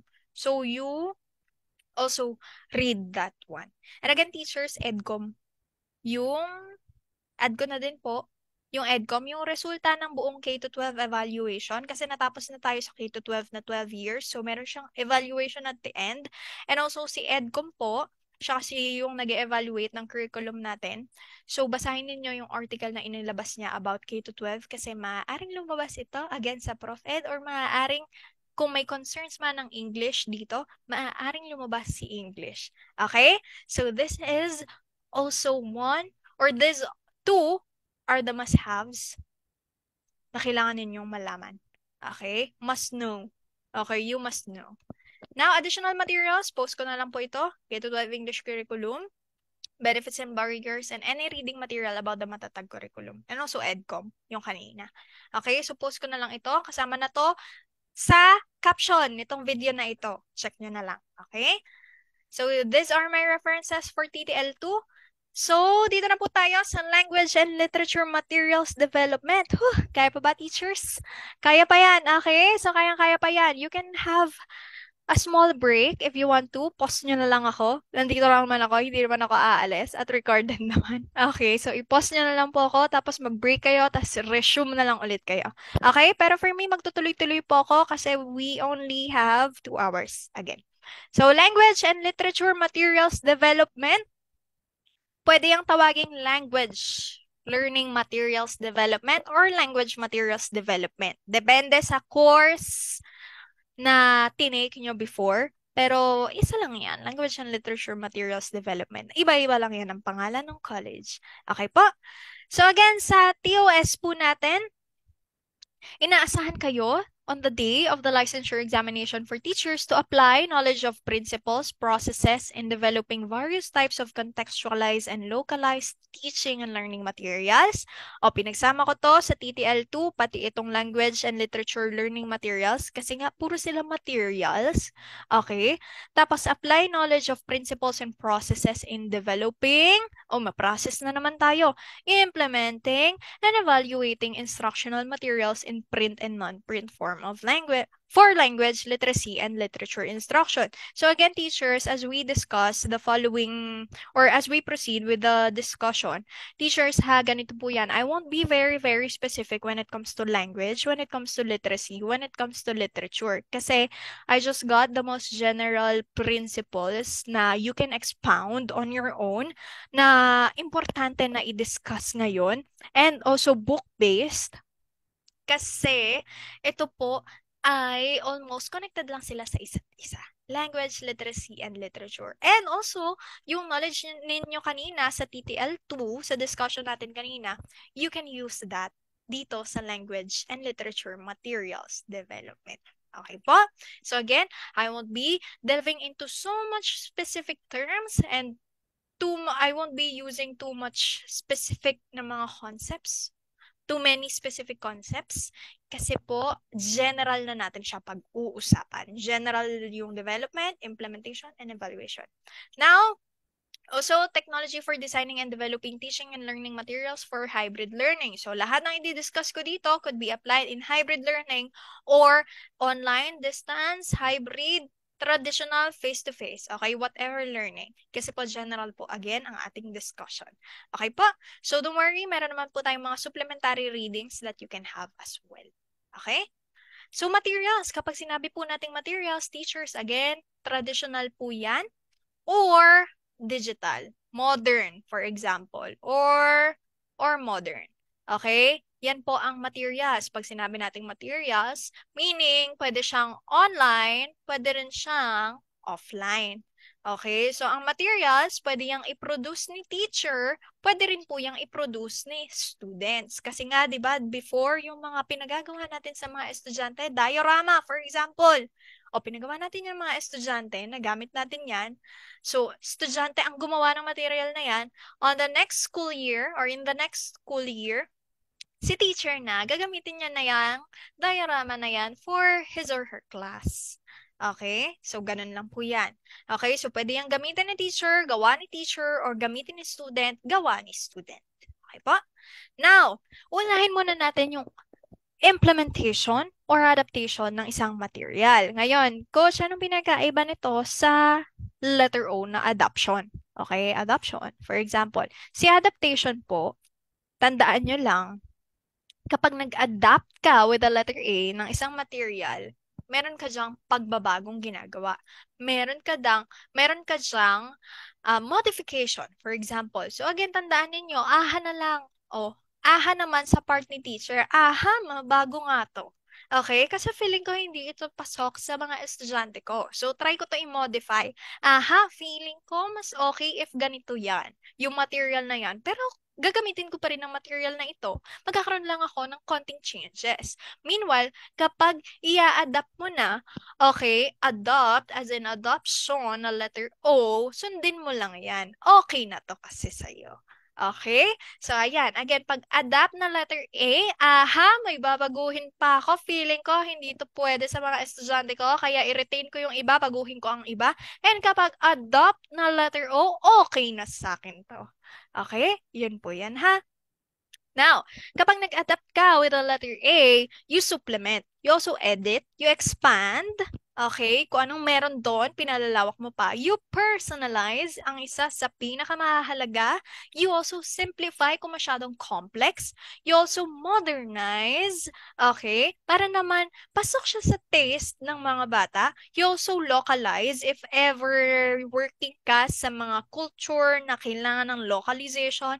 And also, you modify the cultural or situational content again para naman makarelate ang mga estudyante mo. Okay? Now, ways to adapt instructional materials, especially sa language learning materials.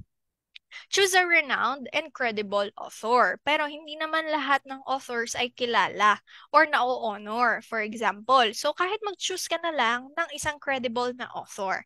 Basta mapapagkatiwalaan yung author and you know that the knowledge being given by the author is also credible enough.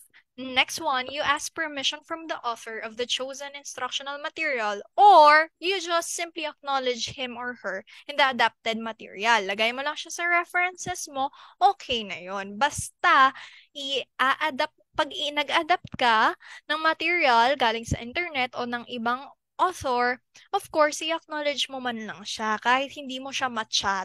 Okay, or ma-ask permission. Acknowledge mo man lang siya kasi maaari kang makasuhan ng plagiarism if hindi mo siya in-acknowledge. Wala kang references section. Okay, wala kang mga citation na ganito. Okay? Next one, you have to modify to suit your purpose and context. Yung context, again, hindi lang ng society but also ng mga estudyante mo. Yung purpose, ano ba yung mga purpose na yan? Yung mga objectives mo. Okay? Ayan. And then you have to validate the material by experts of the field. You have to have the material validated by the experts of the field. Para naman masigurado mo kung valid and reliable ba yan. As much as possible, i-consult mo siya sa mga experts sa field. Okay? So, halimbawa, sa mga colleagues mo na mas mataas ang posisyon sa'yo, sa head teacher mo, okay? Sa subject unit head mo, for example. Okay? General rules, objective-based. Okay, kapag nag-implement ka ng isang language and literature material, dapat nakabase yan sa objectives mo. Of course, lagi tayong objectives. And of course, dapat nakabase yan sa learner mo or dun sa learners mo. Ngayon, coach, anong pinagkaiba ng appropriate sa accurate? Kasi dapat appropriate yan sa mga bata, accurate din yan sa mga estudyante mo. Okay? Kapag appropriate po, okay, angkop in Tagalog. Angkop ba to sa level niya? Okay? Tandaan nyo lang, letter P, o, pang mataas, pang mababa na level ba ito? Mataas or pang mababa na level ba ito? Okay? Appropriate. Kapag accurate, uy, tandaan nyo lang, correct, dapat tama yan. Okay? Dapat accurate or correct ang nilalaman yan. And of course, dapat appropriate, pang mataas na level ba or pang mababang level ba ang nilalaman yan. Okay? And also feasible, meaning practical, kayang-kayang gawin, kayang-kayang gamitin, both ng teachers and ng estudyante. Okay po? Ayan ha. Next one, very, very short lang po ang ating implementation and also adaptation. Okay, so try to think of the keywords that you can associate with implementation or adaptation, or just answer my question. How will you implement or adapt a certain language material in your language classroom? What should you consider?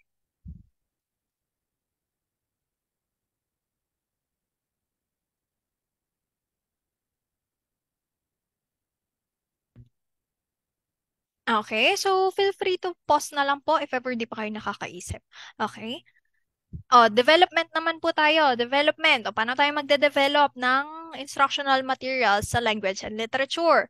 How to develop in the most general sense according kay De Leon and Abao, or De Leon, Abao et al. And others, of course. Dapat relevant yung material mo for language learning.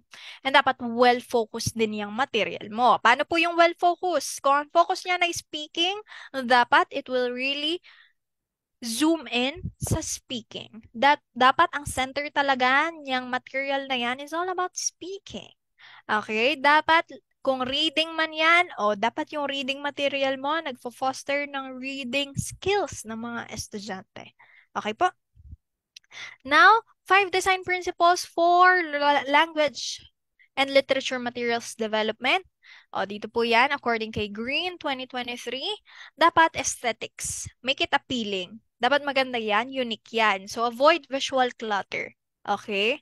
Visual clutter, according sa kanya, sa article niya, very recent lang, avoid visual clutter. Ibig sabihin yun, sobrang crowded, parang ang dumi-dumi tingnan. So, avoid text-heavy materials. Kung gagamit man daw po kayo ng clip art, or as much as possible, huwag kayong gagamit ng clip art na hindi naman relevant doon sa subject ninyo or sa purpose ninyo. Okay? Or dun sa material talaga ninyo. Gamit ka ng mga medyo maganda-ganda naman yung mga AI. Okay? Basta, if ever gagamit ka ng clip art, yung maganda-gandang clip art naman. Okay?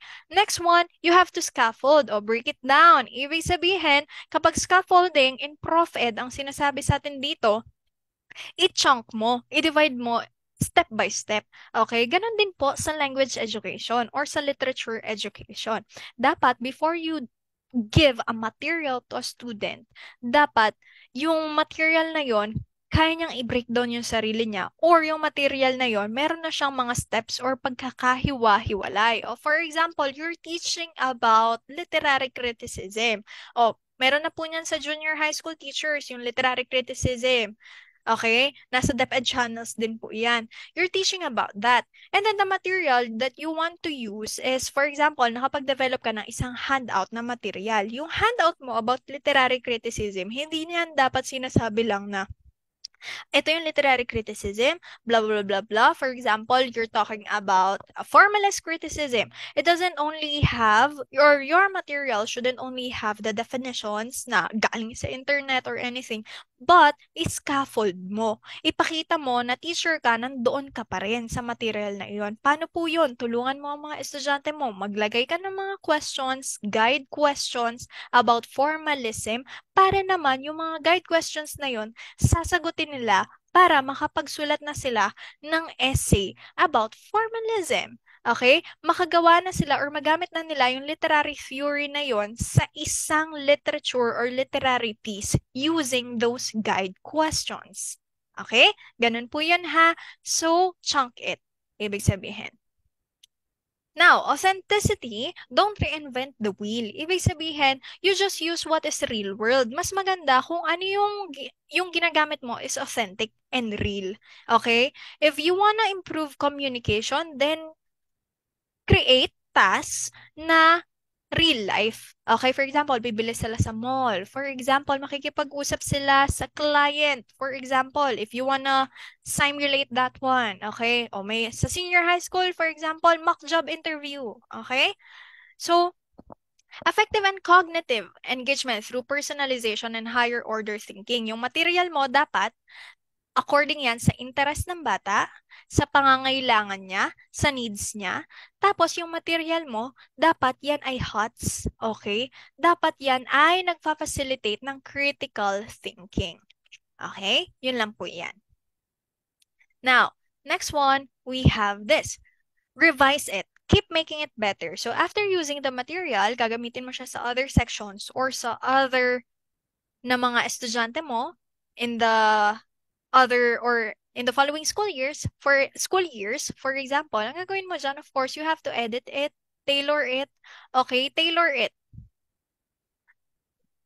Or gawin mo na customize siya, tailor fit siya sa mga estudyante mo. Okay? So, just revise and revise and revise.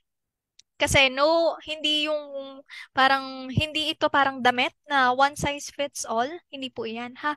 Ang mga estudyante natin, iba-iba yan. Tandaan.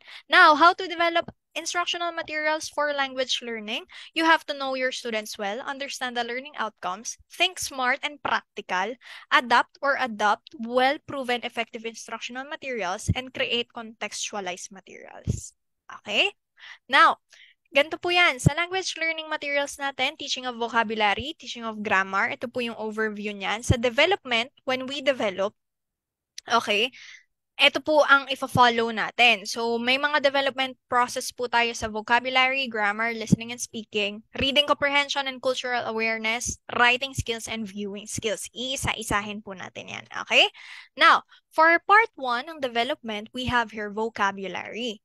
Teaching of vocabulary, ang sabi, si vocabulary daw, siya daw po yung building block ng language proficiency. Kasi paano ka nga naman magiging proficient in a language if you're not knowledgeable of the words of that certain language. 'Di ba po? So, paves the way for the development of macro skills. Paano ka makakabasa, paano ka magkakaroon ng comprehension, paano ka makaka-listen well or speak well if yung vocabulary mo ay medyo hindi maayos. And of course, yung materials mo dapat dyan ay relevant and updated. Now, for this po, according kay De Leon Abao and others, okay, kapag nagde-develop ka ng materials for teaching vocabulary, you have to diagnose first, determine, decide, and develop. Ano po iyan? Number 1, diagnose to identify the vocabulary level or size of your students, yung strengths and weaknesses nila, yung strategies and materials. Okay? So, iangkop mo yung strategies and materials sa strengths and weaknesses ng mga estudyante mo. Most particularly sa vocabulary level or size ng mga estudyante mo. Okay po? Now, determine students' interest and learning inclinations. So, learning style, interest, and learning materials. Dapat kino-consider mo yan. Kasi after mong i-diagnose, ito na yan. Kailangan ma-determine mo kung ano ba talaga yung kagustuhan nila. Kasi tandaan nyo po, teachers, our students will only learn even only if they are interested in what they are learning. Okay? Yung third naman po, you have to decide what strategy to use to teach vocabulary for certain groups. Certain groups, bakit? Kasi tandaan po natin na mga estudyante natin ay hindi pare-pareho ng level.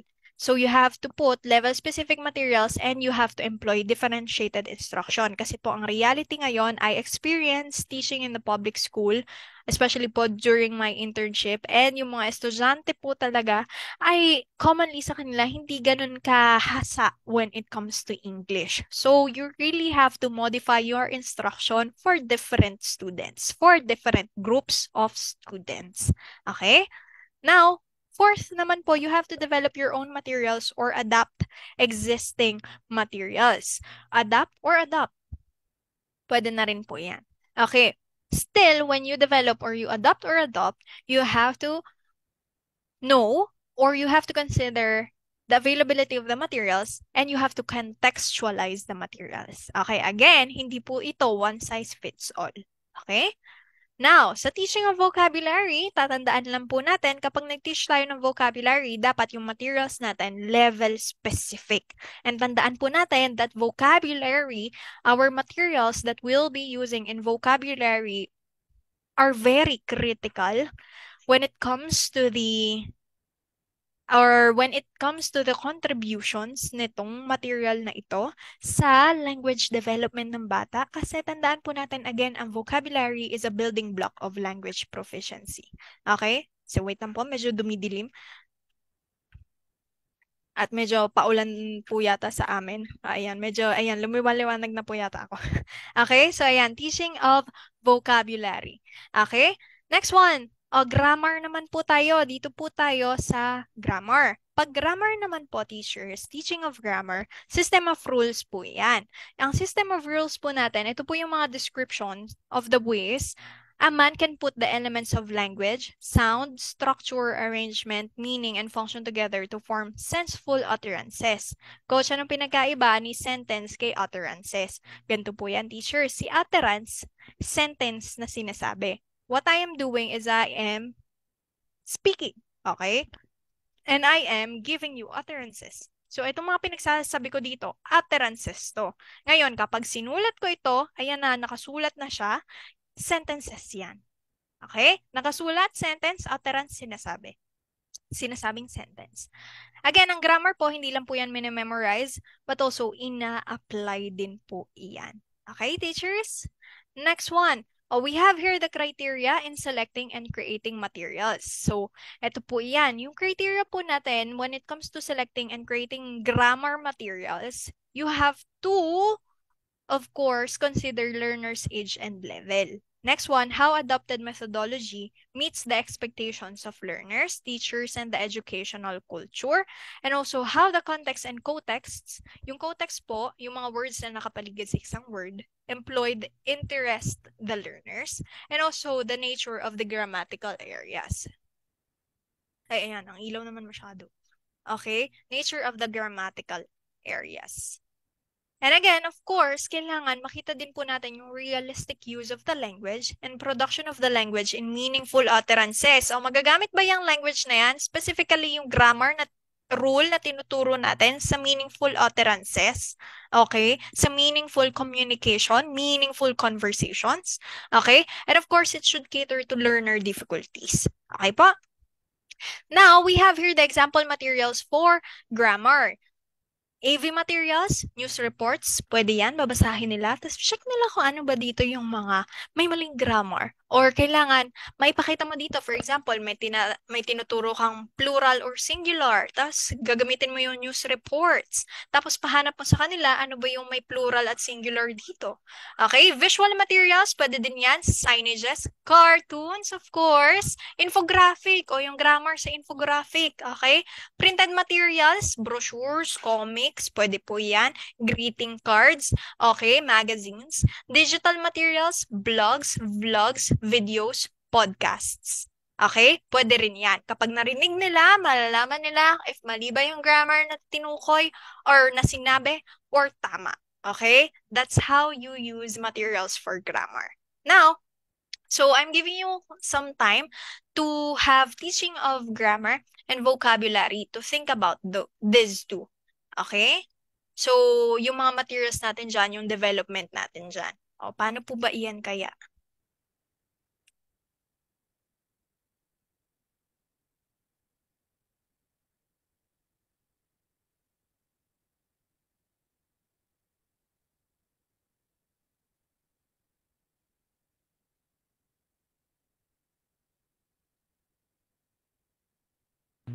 Okay.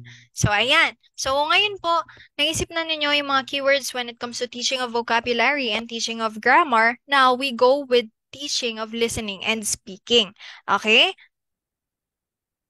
Pagka teaching of listening and speaking naman po, teachers, eto yan. So, yung mga materials na pwede nating makuha sa listening activities is number one, you listen to the teacher reading, delivering a scene from a play, telling jokes, okay? Listening to their classmates reading aloud, listening to others delivering a speech, watching sports or news events, documentaries, and engaging in a discussion with peers. So ito po yung mga listening activities na pwedeng matuto ang mga bata. Actually, ang mga materials natin for listening, hindi naman sila expensive or hindi natin kailangan masyadong mag-effort dyan. Okay? Kasi in our everyday life, we listen. Okay? So kahit hindi ka na mag-material dyan, kahit mag-task ka na lang, kayang-kaya yan. Okay? Ang listening. Pero pwede ka rin naman magkaroon ng materials. Paano yan? Panoorin mo mga estudyante mo ng TED Talks, online programs, okay, and also websites that enhance listening skills. Okay, yung mga text-to-speech, pwede rin yan para naman malaman nila. Yung mga audio na e-book, pwede rin po yan. So yung TED Talks po, magaganda po ito kasi educational ang mga subjects nito. Okay, so pwede nyo po itong i-utilize sa inyong classroom if you are a teacher teaching. Okay, English. Now, framework for developing materials for spoken language naman po tayo. Sa speaking naman, you have to conceptualize learner needs. Ano ba yung mga pangangailangan ng mga estudyante ko? Kasi, tandaan nyo po, ang mga estudyante natin ngayon, hindi po sila masyado sa speaking. Okay? May mga estudyante rin tayo na magaling sa writing, pero hindi masyado sa speaking. Okay? Kasi nga nandyan yung barrier natin, yung parang affective barrier natin when it comes to speaking. Okay? Masyado tayong, ay, yung mga estudyante natin natatakot magkamali, natatakot pagtawanan, at dami-daming factors. That's why you have to develop appropriate and accurate and also efficient and effective materials when it comes to speaking. Okay? To improving speaking skills. Also, you have to identify subject matter and communication situations. So again, communication situations, ano ba yan? Formal ba yan? Informal ba yan? Casual ba yan? Sino ba ang kausap niyan? Paano ba yan? Okay? Identifying verbal communication strategies, conversational strategies. Pwede po ito doon sa strategic competence natin kung tawagin. Ano ba itong mga conversational strategies na to? Yung nabanggit ko kanina, fillers. For example, paggamit ng pause instead of fillers. Okay? Mga ganun. So, para naman maiwasan nila yung breakdown in communication. Kasi when it comes to spoken language, again, medyo critical po ito. Okay? Complex na, critical pa. Also, they can utilize verbal sources from real life, yung mga unstructured and unscripted, and you can also design skill acquiring activities for them. Para naman, ano yung skill acquiring activities? Yung mga activities na makakapag-enable sa kanila na i-improve yung speaking skills nila. For example, debates, public speaking, impromptu speech, etc. Okay po? Now, kapag nag-listen po tayo or nag-speak po tayo, ano po kaya yung mga keywords natin dito? Pag nag-develop tayo ng materials when it comes to listening and speaking, ano po yung mga dapat nating i-consider? Okay? O, isipin niyo po muna ulit.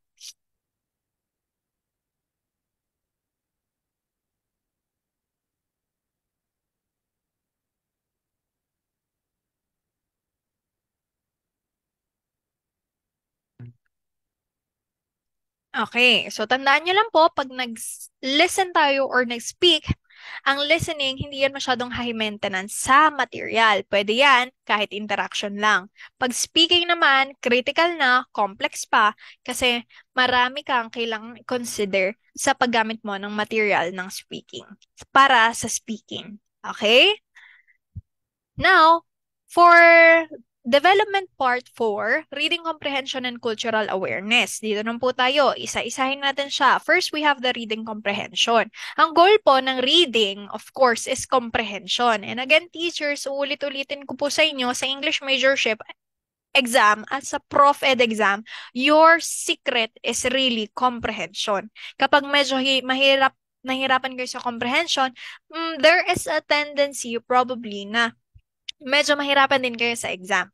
Okay po? That's why you have to improve your comprehension. Okay?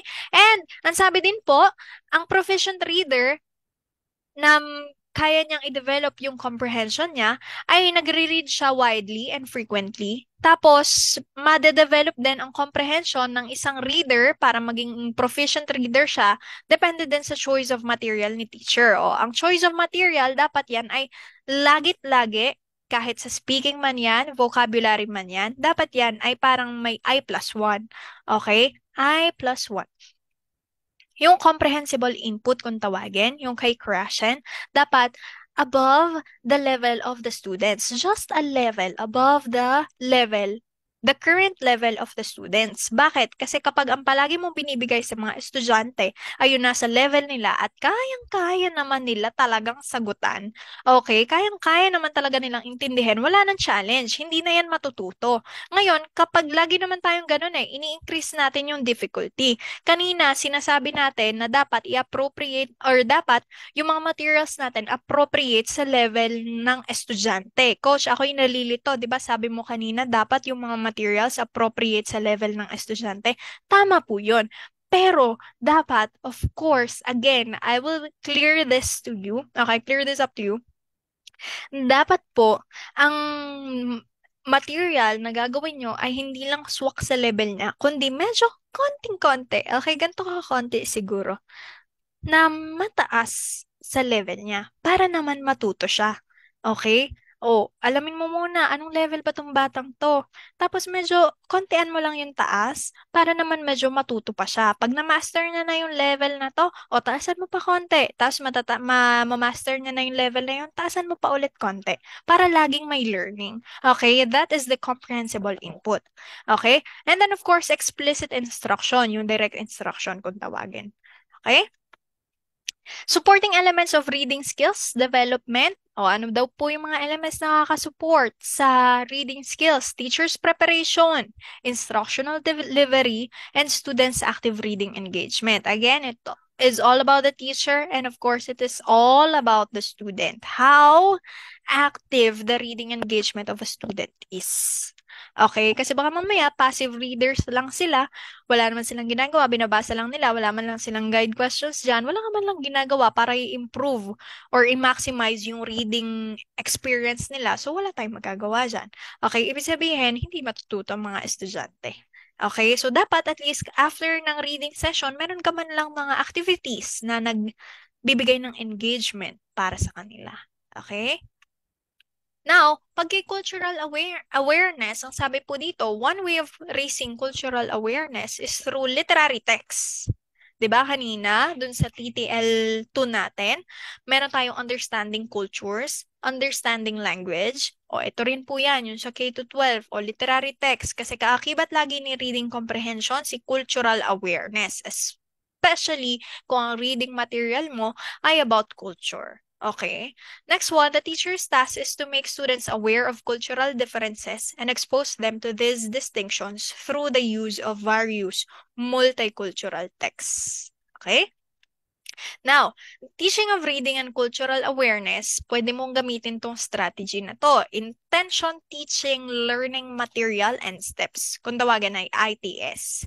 Okay? Ito po yon. What is the intended learning outcome? Determine mo muna ano yung material na magsusupport sa outcome na yon, yung sa objectives mo, and ano yung learning experience mo. Ganun lang yon. Intended learning outcome, material, learning experience. O ano po kaya yan? For example, kung ang intention mo is to make students interested in the topic, okay, in your reading material, then yung material mo, dapat, kaakibat ng reading material is anticipation guide. Yung anticipation guide po kasi, ito po yung mga may statements, yung estudyante na mag-agree sila or i-disagree nila. May i-anticipate sila, for example. Okay? As they read the guide, students become more curious with the material they are about to read. In this way, their interest is stimulated. Tapos, lagay mo lang dito yung steps on how you will do the anticipation guide or on how you will implement the anticipation guide. Okay? Ganun lang po yan. Intention, teaching learning material, and steps. Ito yung process dyan. Okay? Sa pagde-develop ng isang material for reading. Now, again, pwede mong gamitin yung materials na concept maps para i-improve yung reading and cultural awareness. Exit slips. Ibig sabihin, may question ka, tapos isusulat nila sa papel, tapos yun yung magiging exit slip nila. Makakalabas sila ng classroom kapag meron na silang sagot na ibibigay sa'yo na nandun sa papel. Inquiry chart. Lagay nila dyan yung mga questions nila or may mga questions ka dyan. Anticipation guides, yung kanina, parang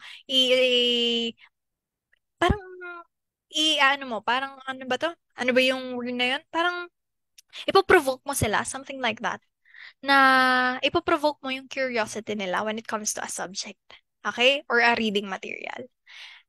Ayan. So, teaching of reading comprehension and cultural awareness. Again, my question is, paano po kayo magde-develop ng material to teach reading comprehension and cultural awareness?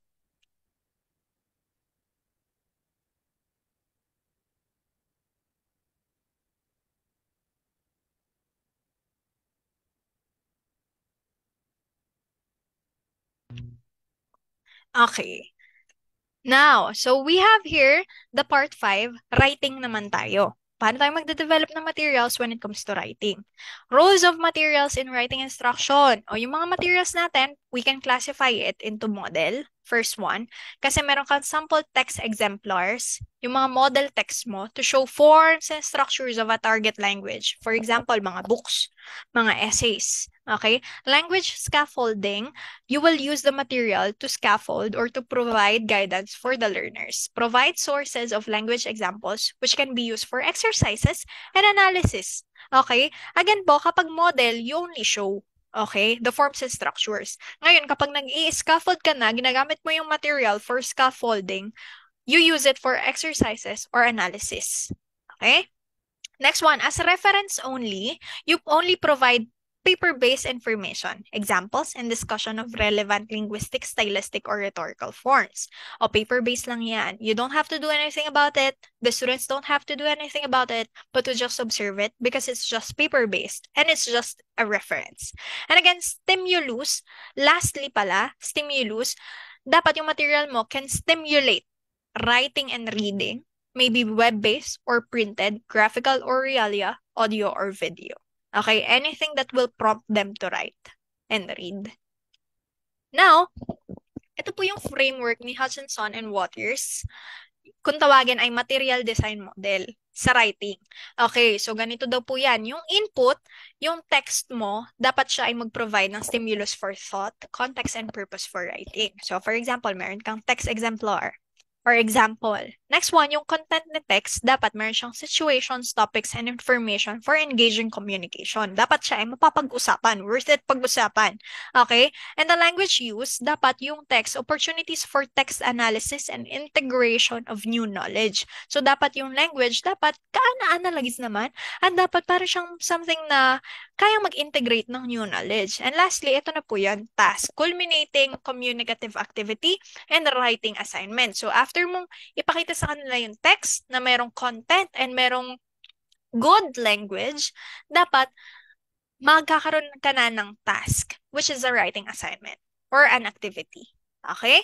So, coach, ano ba yung mga text na pwede kong gamitin? Ito lang po yan. Text types, we have exchanges, emails, for example. Forms, kung tawagin, yung mga naka-format na forms, typically. Procedures, step-by-step na mga text. Information text, o yung mga descriptions, explanations, reports. Story text, o ito, mabisang-mabisa. Pwede silang mag-retell ng events and respond to them. Okay? O sa writing, pagawin mo, ipasummarize mo. Or ipapredict mo yung ending. Or pwede naman na ipabago mo yung ending, for example. O ayan, example ng story text recounts and narratives, persuasive text, argue for or against a thesis. So yan, mga expositions or discussions. Okay? Ayan. Now, my question is, how will you improve writing skills using materials? How will you improve your students' writing skills using materials? So, pakisagot po ang question na ito. Kasi po, this is a situational question that can also help you with the licensure examination for teachers.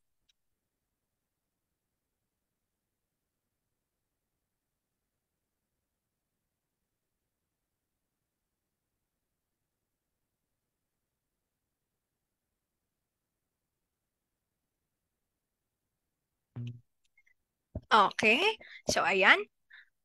And lastly, for the last part of our development, we have here viewing. So ang viewing po, nagsusupport daw siya ng oracy, okay? And then literacy. And it requires focusing on the facts, establishing relationships, making inferences, and doing critical analysis. Actually, sa macro skills, apat lang naman talaga siya.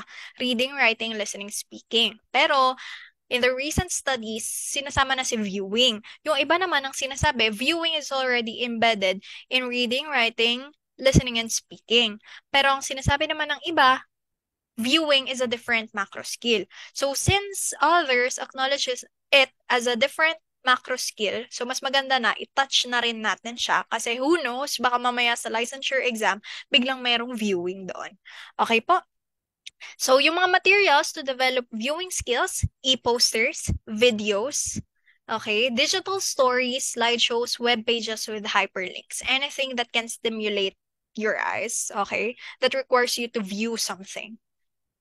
Now, process for developing viewing skills, the students, kapag nagpagawa ka, will look quietly at the work of art. Okay? Yung material, titingnan lang nila. Tapos pag-uusapan na nila yung material. Tapos of course, kapag pinag-usapan nila yung material, diniscuss nila yung material, each and every opinion or each and every claim about that material should be supported with evidence, pieces of evidence.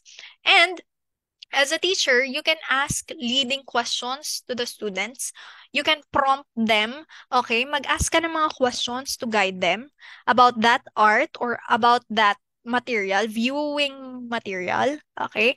And then ask whether new information can affect interpretations, yung mga interpretations nila, and also ask them to summarize their insights as regards that material, okay? Now, ways for developing viewing skills, close activities, yung parang meron kang fill in the blanks na, for example, meron kang pinapanood sa kanila, tapos meron kang fill in the blanks dyan na yung mga pagkakasunod-sunod ng events, tapos i-fill nila yung blank. Okay, about that thing na pinanood mo sa kanila. Fact and opinion chart, graphic organizers, and picture description frame. Ito po yan. For example, I see, kasi nga nag-view tayo. So, I think, kung ano ba yung naiisip mo sa nakita mo. I wonder and I want to know. Okay, so this already stimulates their curiosity and their eagerness to learn about that viewing material or the material that they viewed. Okay?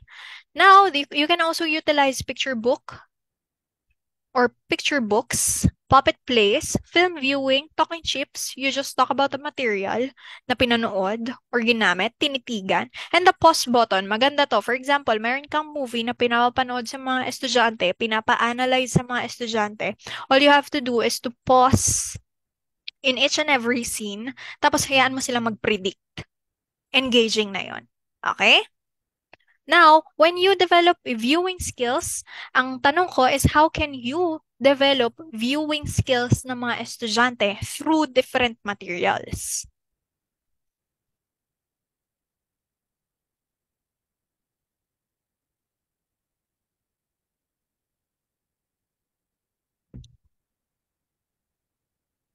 Okay, so I hope you were able to answer that question. And now, pupunta na po tayo sa evaluation. Again, when we evaluate, we look at the value.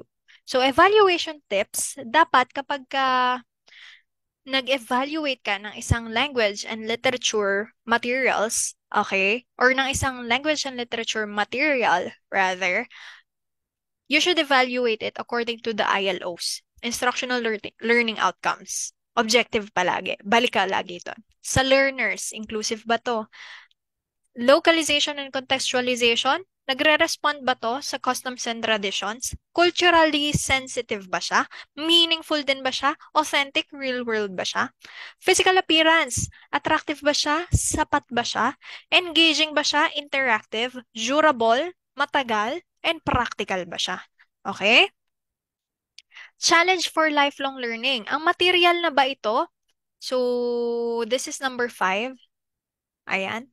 Number 5, challenge for lifelong learning. Ang material ba ito ay challenging sa mga estudyante ko? Ang material ba na ito ay kayang mag-I+1? Okay? Ang material ba na ito ay makakapag-facilitate or makakapag-improve ng kanilang critical and creative thinking skills? Always remember that one. And again po, when you evaluate, kagaya lang din sa TTL1, you have to think about the value. Ulit-ulitin ko sa inyo, the value of the material that you will be using. And again po, tatanungin ko kayo, how will you evaluate kung kayo naman ang nasa posisyon ng isang teacher? Kung kayo na ang tatanungin sa licensure examination, paano ninyo i-evaluate ang isang language and literature material?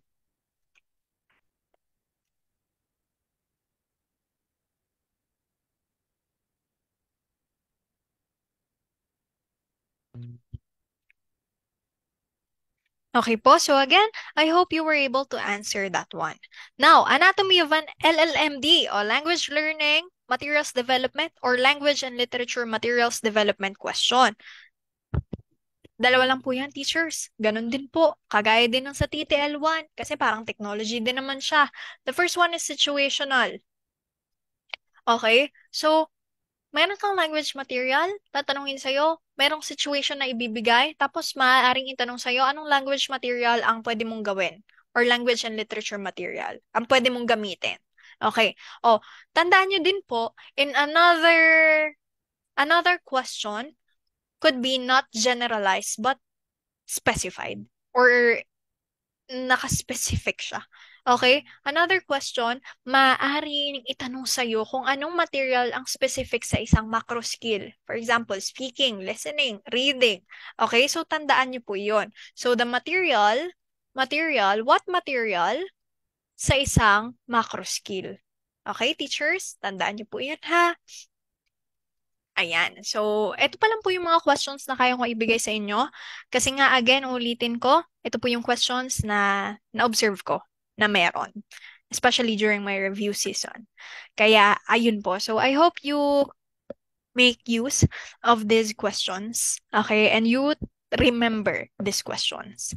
And study tips ko po sa inyo when it comes to LLMD, yung Language and Literature Materials Development, you should focus on situational questions, kagaya sa TTL2. And focus on classification, kagaya rin sa TTL2. O yung mga classification, ano yung mga, for example, ano yung mga materials, which of the following groups of materials can you use for speaking?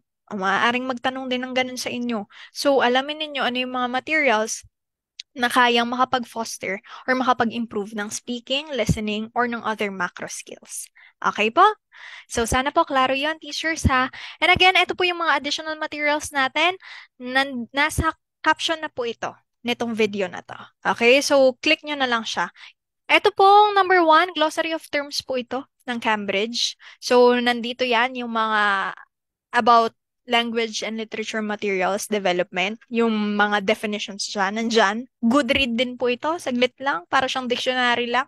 Technology tools for language learning and any material about SLA theories, yung second language acquisition theories natin. Kasi ang materials natin ay naka-anchor sa second language acquisition theories and also sa language acquisition theories. Okay? So sana po malinaw po yon, teachers. And again, these are my references for this subject. And ulitin ko po, if ever may mga kasama man po kayo, teachers, na gusto ninyong i-invite for our TCRC Let Review English Major, 700 pesos and then 400. Pagka 400 down payment, 400 before final coaching kapag installment. 700 pag face-to-face, charot. Pagka ano po, full payment. Okay? So, ayan. And again, teachers, ito po ulit yung schedules natin para sa mga nakalimot. Screenshot nyo na kagad. And yung mga announcements natin, ilalagay yan dito po sa FB group. Okay? So again, this is the English Majorship Coaching. Ang hashtag po natin ay ang inyong pangalan at ang LPT sa dulo or ang hashtag LPT sa September para naman by December makita nyo na ang resulta na kasama ang inyong pangalan. So kapit lang mga ka-English Major. Medyo mahirap ang English Major. Alam kong na-challenge kayo pero kayang-kaya yan. Okay? We have the tips and techniques on how to study and also the tips and techniques on how to answer English Majorship not coaching, questions pagdating sa August. Okay, so don't worry about that. We got you. So just answer questions and just study smart, and study hard. Okay po, so once again, this is Coach Jazz, and thank you so much for listening. So, see you sa next recorded session natin ng review dito sa English. Thank you so much!